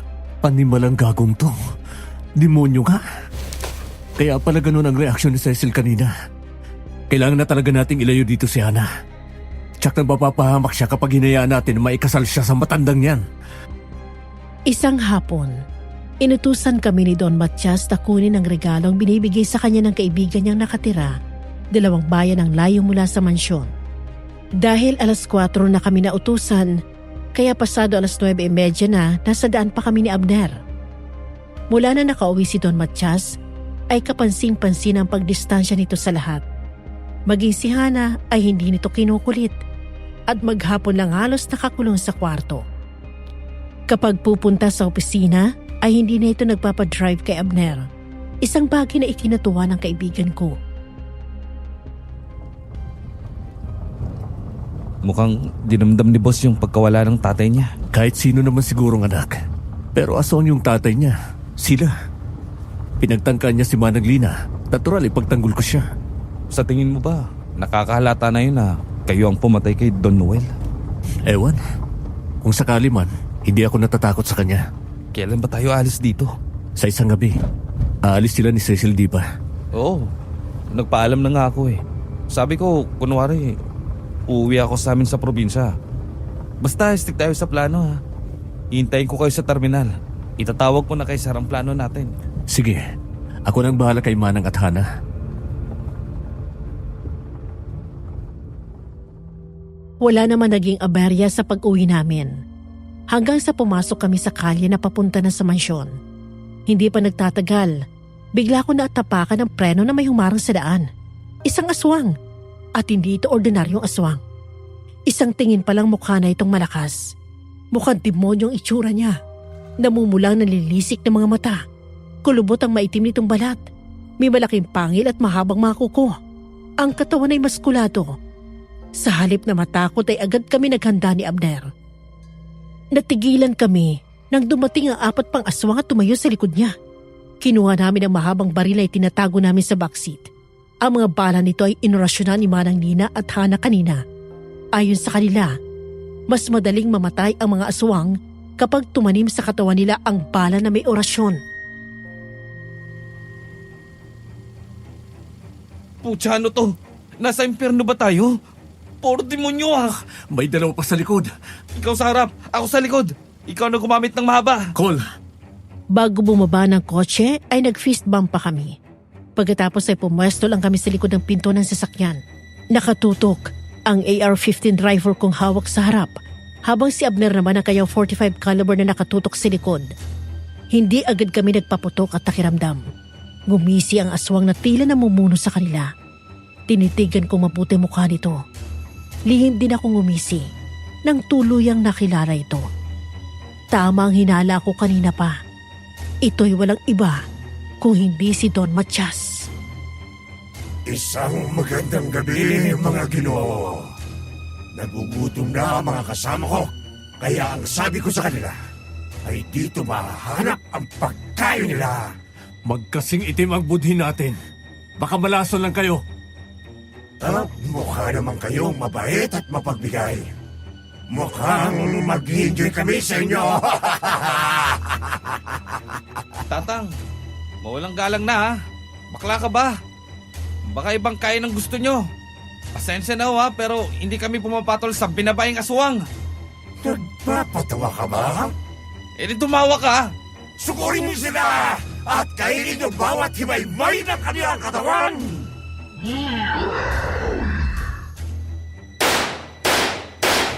Nang biglang sumugod ang mga aswang ay sunod-sunod kami nagpaputok ni Abner. Ang bawat bala na pinapakawalan ng baril na hawak ko ay direktang tumatama sa puso nila. Kaya kapag bumabagsak ang mga ito'y agad silang namamatay. Hindi lang 4 na aswang ang dumating. Marami pang sumugod sa amin. Nakita kong gulat sa mga mata ni Don Matias nang makitang isa-isang bumabagsak ang mga alipores nitong aswang. Nang maging abo ang mga ito ay napatingala ko sa langit.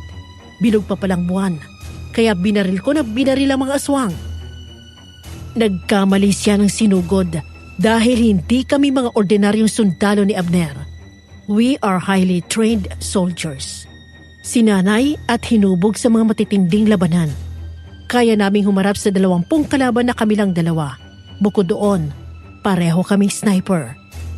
Dahil miyembro kami ng isang top secret organization ng militar, kung saan malalaking kaso ng patayan, droga, at kung ano pang high-profile cases na highly confidential. Nagkamali ka ng pinunterya! Demonyo ka! Mauubos kayong lahat ngayong gabi! Kung talagang matama ka, lumapit ka dito at harapin ako! Hindi ka pa ba nadala? Kung hindi ka sigurado na mapapatay mo ako, huwag mo akong hamunin! Masyado kang mayabang! Halika dito! Eric, wag! Baka mapahama ka! Kaya ko to! Basta i-cover mo ako! Sige, akong bahala. Patay ng lahat ng kasama niya. Binabagong baril ko at binunot ang military knife. Nang tumayo ko sa harap niya ay agad sumugod sa akin ang aswang. Inatake niya ako gamit ang matalas niyang kuko. Kitang-kita kong galit sa mga mata niya. Alam ko na sa mga sandaling yon, naghihinala na siya na may kinalaman ako sa pagkamatay ng tatay niyang demonyo. Sa bawat kumpas ng kamay niya ay nagagawa kong ilayo ang sarili ko hanggang sa bigla ko siyang nahawakan sa braso at ibinalibag ko ng malakas sabay saksak sa dibdib nito.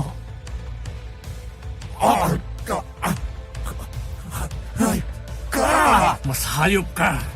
Mas masahol pa ka sa hayop! Ikaw at ang mga aliporos mo! Sa dami ng pinatay niyo sa bayan na to, kulang pa ang buwan niyo bilang kabayaran! Masyado kang pabida! Ano ka ba dito sa bayan na ito? Ako lang naman ang karma mo! Ang papatayin kita! Nagawa akong kalmutin dito sa braso kaya ako nabunot ng di oras ang patalim. Mabilis akong umatras palayo nang magawa nitong makatayo at sinugod ako. Ngunit sinalubong ko siya ng isang malakas na tadyak sa dibdib. Napasigaw ito sa sakit dahil tumama yun sa sugat niya. Nang makabawi agad ulit itong sumugod. Sa pagkakataon na ito, binigyan ko siya ng isang side kick at isang mabilis na round kick. Halos sumbagis ito at gumulong. Lalo ito nang gigil sa galit. Sa pagkakataon na yon, ako naman ang sumugod sa kanya. Nang makakuha siya ng tiyempo, nagawa niya akong saksakin sa tagiliran sa may hawak sa leeg ko at tinangka akong kagatin. Pero bago pa niya magawa yon, inundayan ko na siya ng 2 magkasunod at malalim na saksak. Mabayaran yung lahat ng ginawa niyo. Ikaw ang magbabayad, hayop ka! Hindi pa ito tapos! Hindi pa ito ang katapusan ko! Eric, sa kanan! Bigla kong nabunot ang patalim at tumakbo palayo. May isang aswang na biglang lumabas sa isang masukal na halamanan at nagtangkang sumugod sa akin. Mabuti na lang at nakaantabay si Abner at agad itong nabaril ito. Ngunit ginamit yung pagkakataon ng aswang para tumakbo at tuluyan nakatakas. Susundan pa dapat ito ni Abner pero pinigilan ko na. Huwag mo na siyang sundan. Alam naman natin kung saan ang punta niya. Malalang tama ni Bossing Mukhang pinuruhan mo. Kaya nga tutuloyin ko na dapat yun. Sayang. Di bale, may pagkakataon pa tayo hanggang bukas. Teka pare, may tama ka sa tagiliran. Ayos lang ako. Malayo sa bituka. Kinaumagahan, nang mabalitaan ng mga residente na marami na naman ang napatay na aswang ay nagbunyi sila. Dinig hanggang doon sa bahay ang masaya nilang pagdiriwang. Ang masayang sigawan at palakpakan. Mga tunog ng iyak dahil sa sobrang kagalakan. Mga nagsasabing, sa wakas, malapit na tayong makalaya sa takot na matagal na tayong ginagawang alipin. Doon naman sa bahay ay kumilos ako na parang normal. Kumain ng umagahan, naglinis ng kotse at naghintay sa maaaring lakad namin sa araw na yon. Pinakikiramdaman ko si Don Matias. Wala itong kibo pero nararamdaman ko na nakasunod siya ng tingin sa akin. Maya-maya ay pumunta na ako sa kusina. Habang naroon ako ay isang maliit na papel ang palihim na inabot sa akin ni Manang Lina. Galing yung kay Hana at sinabing naghihintay daw siya sa bodega. Papunta na sana ako doon nang bigla akong tawagin ni Don Matias. Eric, Yes, sir. kumusta? Balita ko, hinarang daw kayo ng mga aswang kagabi. Opo. Pero huwag kayong mag-alala. Naayos na po namin yon. Naiilan na lang ang mga aswang na natitira dito. Malapit na sila maubos. Matatapos na ang kasama nila. May tama ka raw? Mababaw lang po. At ginamot rin agad ni Manang Lina. Hindi ko akalain na ganun kakatapang. Kailangan po eh. Ang mga gaya nilang aswang ay sugo ng demonyo. Ang mga demonyo ay walang puwang sa mundong ito. Ang dapat sa kanila ay pinapatay at ibinabalik sa impyerno. Hindi katanggap-tanggap na buhay ng mga inosenteng tao ang nasasakripisyo para lang maipangtawid sa kanilang gutom. Isang malaking kalokohan. Pero hindi kailanman mawawala ang kasamaan sa mundo. Totoo naman po yun. Pero hindi ibig sabihin ay wala tayong gagawin. At hahayaan na lang silang maghasik ng lagim. Kaya nga ho tayo may batas para umusig at parusahan ang nagkakasala. Para sa mga aswang, kamatayan. Sige na, umalis ka na. Kinumusta lang kita. Kayo po, kumusta? Anong ibig mong sabihin? Nakita ko po kayong dumating kagabi. May sugat po yata kayo sa dibdib. Hindi namin alam na lumabas kayo. Ha? Ano? May pinuntan lang akong kaibigan ko dyan sa malapit. Natsimpuhan din ako ng aswang at muntik na akong mapatay. Sige po. Magpahinga na po kayo. Mula doon sa dining area ay dumaan ako sa kusina palabas sa likod bahay. Nagmamadali akong pumunta sa bodega. Bago pumasok, lumingin muna ako sa paligid. Na makasiguro ako na walang tao, saka ako pumasok sa loob. Pagdating ko doon, hinanap ko agad si Hana, pero wala siya sa likod ng pinto. Hana? Hana? Nandito ako sa likod. Hana? Eric, kumusta ka na? Nabalitaan ko ang nangyari sa'yo. Yung sugat mo. Ay, okay lang ako. Ginamot naman agad ako ni Manang Lina. Itong sugat ko okay na. Kaya huwag ka na mag-alala, ha?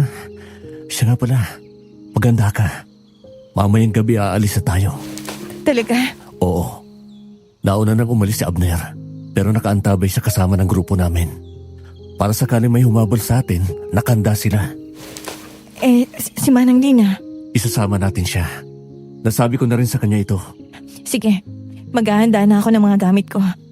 Sa wakas, Eric, masasagot na rin ang dasal ko. Kunding tiis na lang, Hana. Makakalaya ka na rin. Ana? Oh. Ana? Si Matias. Dito, bilis. Diyan ka dumaan papunta sa labas. Ako nang bahala rito. Nagmadali kaming pumunta sa sulok. May maliit doon na siwa na kasyang isang tao. Doon ko siya pinadaan at nagkunwari ako may kinukuhang gamit. Maya-maya, pumasok doon sa loob si Matias. Nagdududang tingin at hindi maipintang mukha. Lumingon siya sa paligid at tinignan ang bawat sulok kaya lumapit na ako sa kanya. Sir, may kailangan po kayo? Siya na, nasaan siya? Naamoy ko dito ang pabango niya. Lumabas na po kanina pa. Galing siya dito kanina, may hinanap na gamit pero umalis din. Sigurado ka ba? Oo po. Matias? Naandyan ka lang pala. Kanina pa kita hinahanap. Saan ka ba pumupunta? Naroon lang ako sa kwarto ko. Ano bang problema mo? Umaming ka sa akin. Umaming ka sa aking babae ka. May lalaki ka, no? Pinagtataksilan mo ako? Palagi ka na lang nawawala. Pinagtataksilan? Sabihan mo ulit ako niyan kung may relasyon tayo. Wala tayong relasyon. At kahit kailan, hindi ako pumayag sa kasal na to. Pinipuwersa mo lang ako. Wala akong pakialam. Narito ka sa pamamahay ko, kaya akin ka. Handa na ang lahat sa kasal natin, kaya wala ka na magagawa. Hindi mo ako pagmamayari. Mamamatay muna ako bago pa matuloy ang lintik na kasal na yan. Ano bang gusto mo sa akin, ha? Bakit akong kinulong mo dito? Dahil ikaw ang gusto ko maging reyna sa bahay na ito. Ayaw mo ba ng pera? Mga alahas at mamahaling damit? Inaahong kita sa hirap. Kaya hindi ba, dapat lang na magpasalamat ka? Kalokohan! Hindi ko gusto ang yaman na sinasabi mo. Isaksak mo lahat yan sa baga mo. Kidnapper ka. Napakasama mo. Kinidnap mo ko. Gaya ng kung paano niyo kinuha ang kapatid ko. Si Marie. Nasaan siya? Sinabi nang wala akong alam dyan. Sinungaling ka! Alam kong alam mong tinutukoy ko. Nasaan ang kapatid ko? Alam mo bang yun lang ang dahilan kaya ako natatagalang tumira sa impyernong bahay na to? Kaya sabihin mo sa akin kung saan niyo dinala ang kapatid ko! Anong ginawa niyo sa kanya? Halika! Hindi ka titigil! Halika dito! Iwan mo ako! Iwan mo ako! Halika! Sandali lang po, sir. Huwag kang makikialam dito! Kung hindi ay sasamahin ka sa akin, bodyguard lang kita! Mula doon sa bodega ay kinaladkad ni Matias si Hana paakyat sa kwarto nito. Makikialam sana ako, pero pinigilan ako ni Manang Nina. Lihim kong kinuyom ang mga kamao ko. Nagulat ako nang bigla siyang sampalin ni Matias ng 2 beses. Dahil doon, hindi na ako nakapagpigil at umakyat ako. Sasampalin pa ulit sana nito si Hana pero agad ko na siyang pinigilan.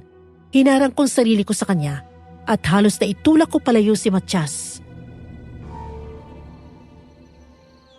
Sinabi ko lang huwag kang makialam! Pasensya na, sir. Pero hindi ko kayo pwedeng pabayaan. Hindi na ho tama to. Pinipindeho ako ng babaeng yan! Hoy, Hana, itong tatandaan mo. Kapag naalaman ko kung sino ang lalaki mo, papatayin ko siya. Subukan mo kung ayaw mong ako mismong pumatay sa'yo! Animal ka! Mamatay ka ng matanda ka! Sana mamatay ka na, boy! Abat,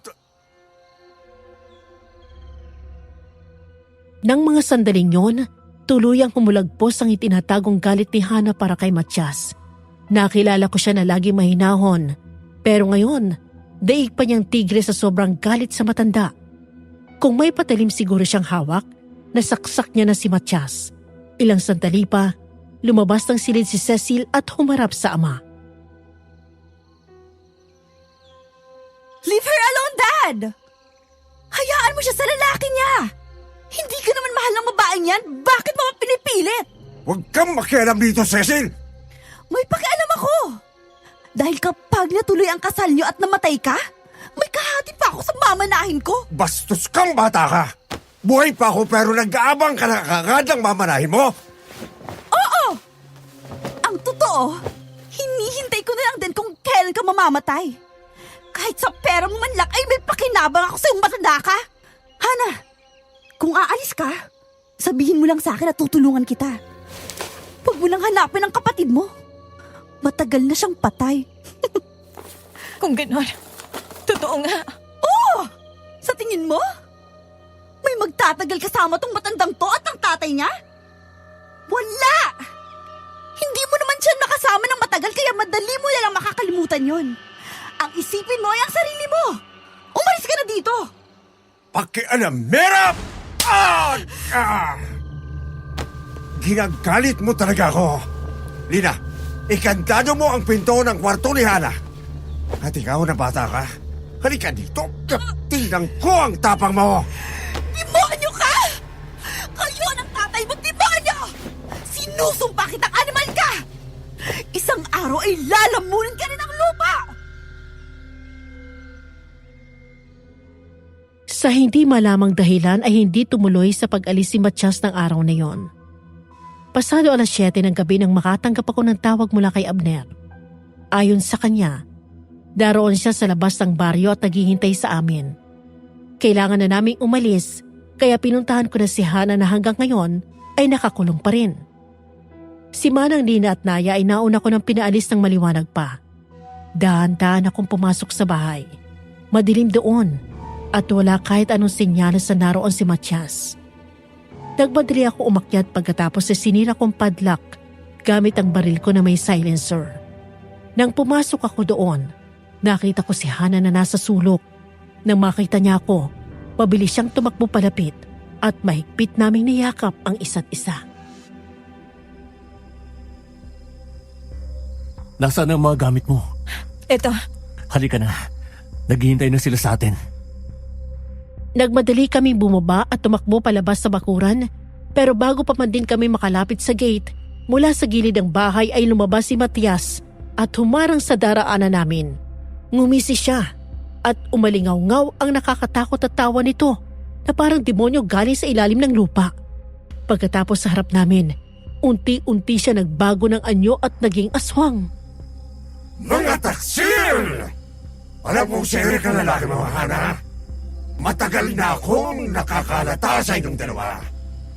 Anong palagay niyo sa akin? Tanga! Ikaw lalaki ka. Hindi ba't kabilin-bilinan ko sa'yo? Nagalawin mo na ang lahat. Huwag lang si Hana! Akong umakit sa kanya, Matias! Ako muna nagpakita sa kanya ng motibo! Mga walang hiya kayo. At sa sarili ko pang pamamahay, alam ko na kayo rin ang pumatay sa ama ko. Magbabayad ko ng dalawa. Huwag mo kaming sisihin dahil sa una pa lang alam mong ayoko sa'yo! Nang makilala ko si Eric, nakita ko sa kanyang pag-asa. Inakit ko siya. Alam mo kung bakit? Dahil masigit siya sa lahat kesa sa'yo!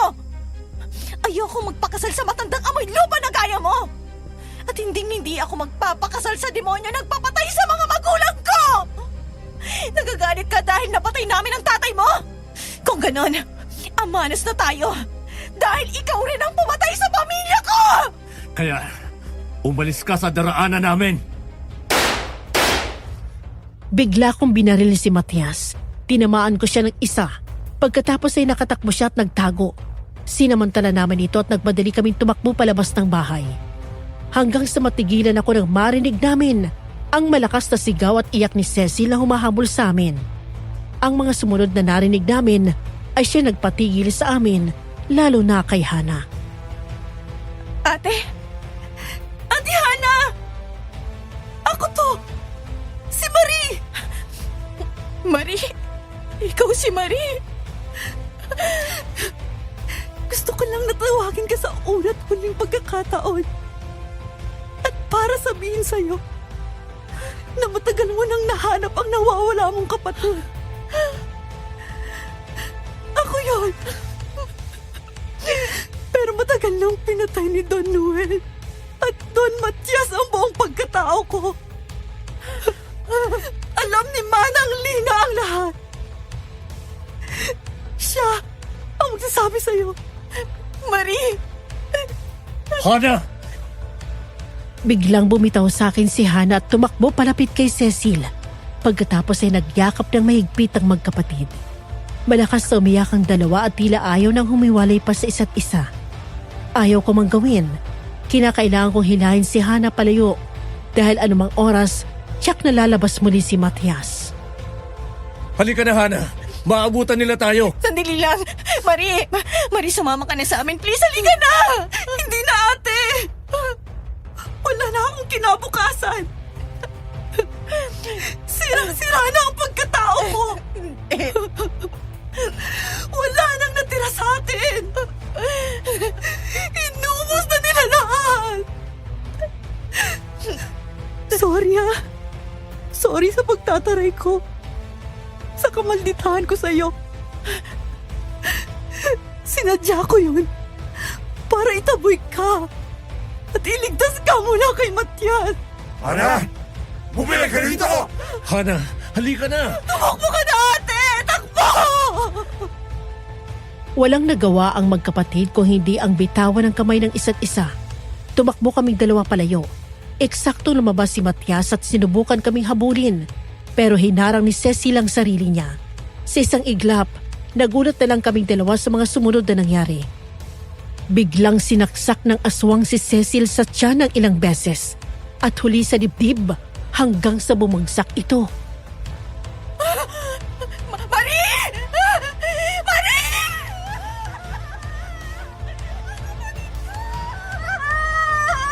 Mga kasama! Patayin ang dalawang yan! Pare! Halika na dito, Hana! Nang lumingon ako sa likod ko ay naroon na si Abner at mabilis niyang ibinato sa akin ang AR-15 rifle ko at agad kong inasinta sa puso si Matias.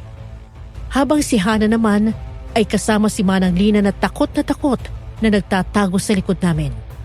Kasabay ng bawat kalabit ko ng gatilyo ay ang galit na naipon sa puso ko para sa mga biktima ng mag-amang aswang. Yun na ang ikatlong gabi ng kabilugan ng buwan. Sa bawat balang tumatama sa puso ng mga aswang ay nagiging abo sila. Sumugod kayo! Walang makakalabas ang buhay dito! Gago kang aswang ka! Pinapauwi ka na ni Satanas sa impyerno! Bossing, panahon na para mag-retire ka. Ubus na ang mga alipores mo.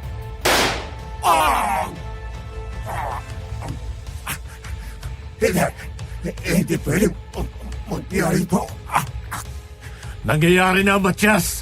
Mamamatay ka na! Walang hinto hanggat hindi sila naubos. Hindi kami tumigil hanggat hindi namin napapatay lahat ng sumusugod na aswang. Sa bawat aswang na tumatakbo sa amin ay walang awa namin pinapatay. Hanggang sa ilang sandali pa, sa huling putok ng baril at sa huling aswang na bumagsak na wala ng buhay. Wala na si Don Matias at ang mga aswang. Tuluyan ang nakalaya ang bayan na yon. Nagsilabasan ng mga tao, nagdiwang at naiyak sa labis na tuwa. Pero may isang puso ang nagluluksa sa kabila ng kalayaang nakamit. Sinundan ko si Hana nang tumakbo siya papunta kay Cecil, kung saan naabutan namin siya na nag-aagaw buhay pa.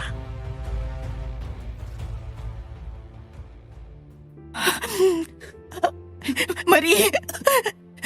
Marie, kumapit ka lang. Dadalhin ka namin sa ospital. Ate. Pagod. Hindi. Pagod na ako. Ate. Hayaan mo na ako. Hayaan mo na ako. Pahinga. I'm sorry. I'm sorry kung hindi kita nakilala. I'm sorry. Ate. Masaya ako. Nakilala kita.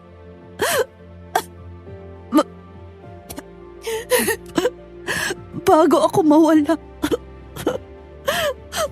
Mahal kita. Ate. Mahal na mahal din kita, Marie. Mahal na mahal din kita. Umugot ng malalim na hininga si Cecil hanggang sa unti-unting tumigil sa pagtibok ang puso niya.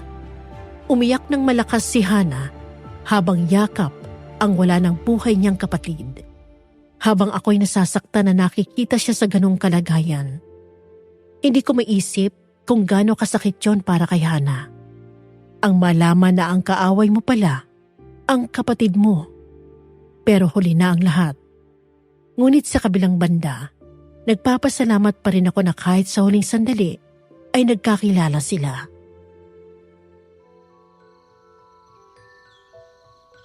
Eric, bago tayo pumunta ng Maynila, pwede ba natin siyang ilibing muna? Gusto kong mailaga kang mga abo ni Marie sa tabi ni nanay at tatay. Sige, kung yan ang gusto mo.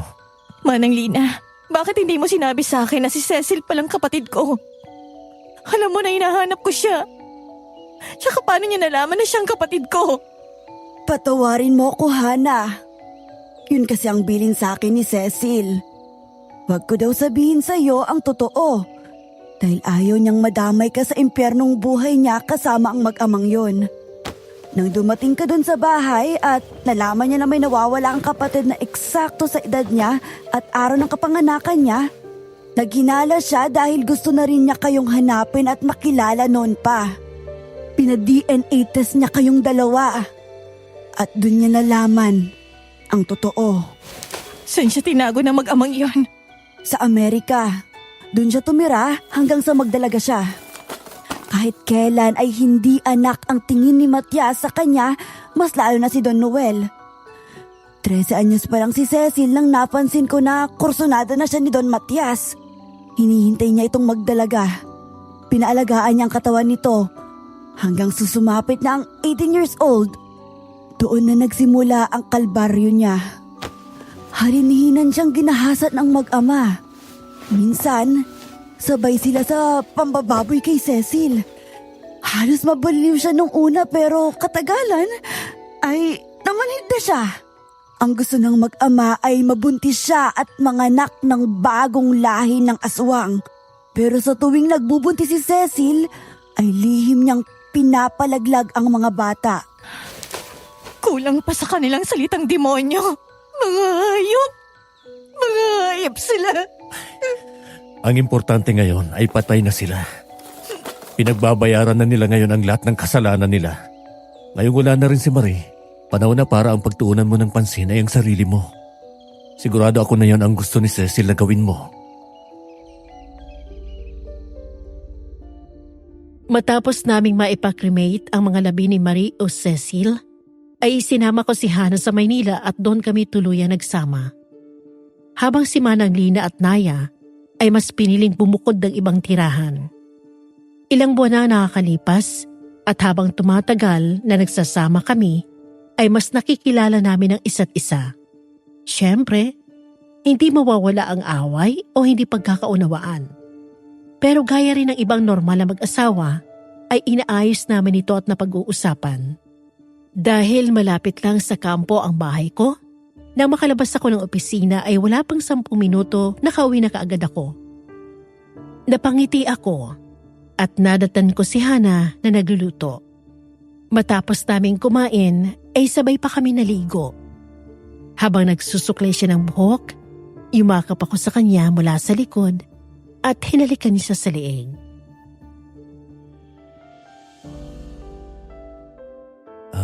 Inaantok ka na? At bakit? Wala naman. Baka lang kasi gusto mo ng... Paano kung ayoko? Sige na, babe. Pampatanggal lang ng pagod. Mahal na mahal kita, Eric. Mahal na mahal din kita. Habang buhay akong magpapasalamat dahil sa pagliligtas mo sa akin. At habang buhay akong magpapasalamat sa Panginoon dahil ibinigay ka niya sa akin. May dahilan ng lahat ng nangyayari sa buhay natin. Walang nagkataon lang. Dinala ka ng Diyos kay Matias para magkakilala tayo. Huwag mo akong iiwan. Hindi mangyayari yon. Nang maghinang ang labi namin ay agad ko siyang binuhat at inihiga sa kama. Doon kami nagsalo sa isang mainit na sandali. Sa tuwing may namamagitan sa amin, wala kaming halong pagsisisi. Masaya kami ni Hana. Parang sarili namin ang mundo. Matapos ang mainit na pinagsaluhan namin, ay bumaba ako sa tabi niya at niyakap siya. Nasabi ko na ba na isang teacher si Hana? Nahinto lang siya sa pagtuturo dahil kinuha na siya ni Matias. Kaya nang makarating kami dito sa Maynila, ay agad siyang nag-apply ng trabaho at pinalad na matanggap. Gaya ko, malapit lang din ang paaralan kung saan siya nagtuturo ng grade 6 pupils. Malapit na rin ang civil wedding namin. Ngayon, nagdesisyon na kami na tuluyang magsama. Agad ako nag-propose sa kanya at binigyan siya ng singsing. Babe, akala ko pagod ka. Kapag nahalikan na kita, nakakalimutan ko ang pagod ko eh. Nagutom tuloy ako bigla. Halika, baba tayo. Kainin natin yung pasalubong mong burger. Sige. Nagbihis kaming dalawa at bumaba sa kusina. Habang kumakain kami, natigilan kami na may biglang kumatok. Nagkatinginan kami, lalo na't pasado 11:00 na ng gabi. Wala naman na kaming inaasahang bisita. Dahan-dahan akong tumayo at kinuha ang baril ko. Pagkatapos ay pasimpleng lumapit sa bintahan at sumilip. Eric? Hana? Ay, sus, si Manang Lina at Naya lang pala. Kinabahan pa ako. Gabing-gabi na. Baka may nangyari. Buksan mo, bilis. Oo. Oh, Manang Lina, napasugod kayo. Magandang gabi, Eric. Hana, pasensya na kayo at biglaan akong napapunta dito. May nakalimutan kasi akong sabihin sa inyo eh. Sige po. Ano yon? Pasok kayo, Manang. Nakalimutan nyo na may isa pang aswang na natira. Oh, Eric! Pucha! Pasensya na kayo, pero kailangan kong ipaghiganti ang pagkamatay ni Matias. Naya! Anak! Patayin mo sila! Pinatay niyong daddy ko! Mabilis akong nagpaputok ng baril, pero malaksing nakaiwas ang batang aswang. Tumalon ito ng tumalon at kahit anong asinta ko sa kanya. Mabilis siyang nakakaiwas kaya hindi tumatamang bala sa kanya. Hanggang hindi ko na malaya nakalapit na pala siya sa akin. Nagulat ako. Nagbigla akong saksakin ito sa tiyan ng 2 beses. Kaya bumagsak ako sa sahig. Dahil doon ay lalong napasigaw si Hana. Kumuha siya ng kutsilyo. Eksaktong pagtalon sa kanya ng batang aswang ay sinaksak niya ito sa dibdib. Hayop ka! Naya! Anak! Traitor ka! Kakampi ka pala ng aswang na yon! Mahal ko si Matias! Noon ay ako ang laruan nilang mag-ama. Hindi totoo ang kwento ko tungkol sa asawa ko. Wala akong asawa dahil buong buhay ko ay nilaan ko sa pagsisilbi kay Matias. At ang nangyaring pagsugod ng aswang kay Naya, isa lang yung palabas dahil gustong makita ni Matias kung gaano kalakas makipaglaban si Eric at Abner. Minahal ko siya kahit ano pa siya. Nang ipagamit niya ako sa ama niya, ibinigay ko ang sarili ko dahil doon siya magiging masaya. Hanggang sa nasanay na rin ako at nagustuhan ko ng ginagamit nila ako. Pero pinalitan nila ako at si Cecil ang pumalit sa posisyon ko. Sinubukan kong kumbinsin si Tandaan na ako ang ipakasal kay Matias at patayin ka na lang nila. Pero ayaw sa akin ni Tandang Noel. Mahigpit siyang tumutol lang sabihin ko na ipakasal kami dahil may anak na kami. Ang gusto nila ay ikaw! Dahil mas bata ka at mas kaya mong magdala ng anak. Kaya gumawa ako ng paraan para mamatay si Noel. Isang palabas lang pala na muntik ka na niyang patayin sa basement? Oo, dahil ayaw niya sa akin. Ang buong akala ko ay kaya kayong patayin ni Matias. Pero Mahina ang pinagmamalaki mong aswang! kung alam ko lang na ganun ang kahinat na ng lahat, sa una pa lang sana ay sinabi ko na kay Matias ang relasyon niyo! Hayop ka? Ikaw ang nagsabi sa kanya? Pati ang pagpatay ko kay Don Noel? Oo! Dahil nangako ako sa kanya ng buong katapatan. Naya! Patayin mo na sila! Wag! Hana! Sige anak! Kainin mo sila! Nakugutom na ako, Nay! Sa kabila ng panlalaban ni Hana ay nagawa siyang saksakin ng batang aswang sa dibdib. Nalumo ako't napaiyak nang makita ko siyang bumagsak sa semento nang nakapikit at hindi na gumalaw. Sa kabila ng malalim na tama ko, gumapang ako at kinuha ang baril. Pero mabilis yung naagaw sa akin ni Manang Lina at binaril ako sa likod sa si Hana. Ako lang pala ang makakapatay sa inyo! Hoy, tanda! Nakalimutan mo yata nakasali ako sa eksena! Papatayin kita! Sumama ka sa tatay mo sa impyerno! Mag-field trip kayo doon! Sa isang iglap ay bumagsak si Mananina, patay, at dilat ang mata ng bumagsak ito matapos tamaan ng 3 bala sa likod. Sunod naman bumagsak sa ibabaw nito ang wala ng buhay na si Naya. 3 beses pang binaril ito ni Abner sa ulo para siguradong patay. Umiiyak na sinubukan kong gumapang palapit kay Hana. Takot na takot ako ng mga sandaling yun, Miss Amy, na baka yun na ang huling sandaling makita ko siya. Hana, gumising ka! Hana! Pare, kapit lang. Mga kapitbahay! Hana! Tulong! Hana! Hana!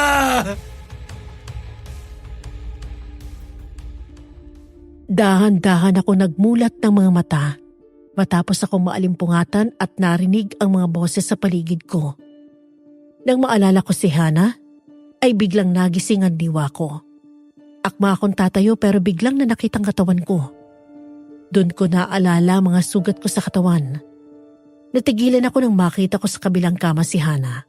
Gising, ligtas at nakangiti sa akin. Hana, babe, Huwag kang masyadong kumilos. buhay ka. Siyempre. Hindi ko pa daw oras, sabi ni Lord. Welcome back, pare. Pare, salamat sa pagliligtas mo sa amin. Pero paano mo nalaman? Napadaan ako dun sa bahay niyo kahapon, maaga pa lang.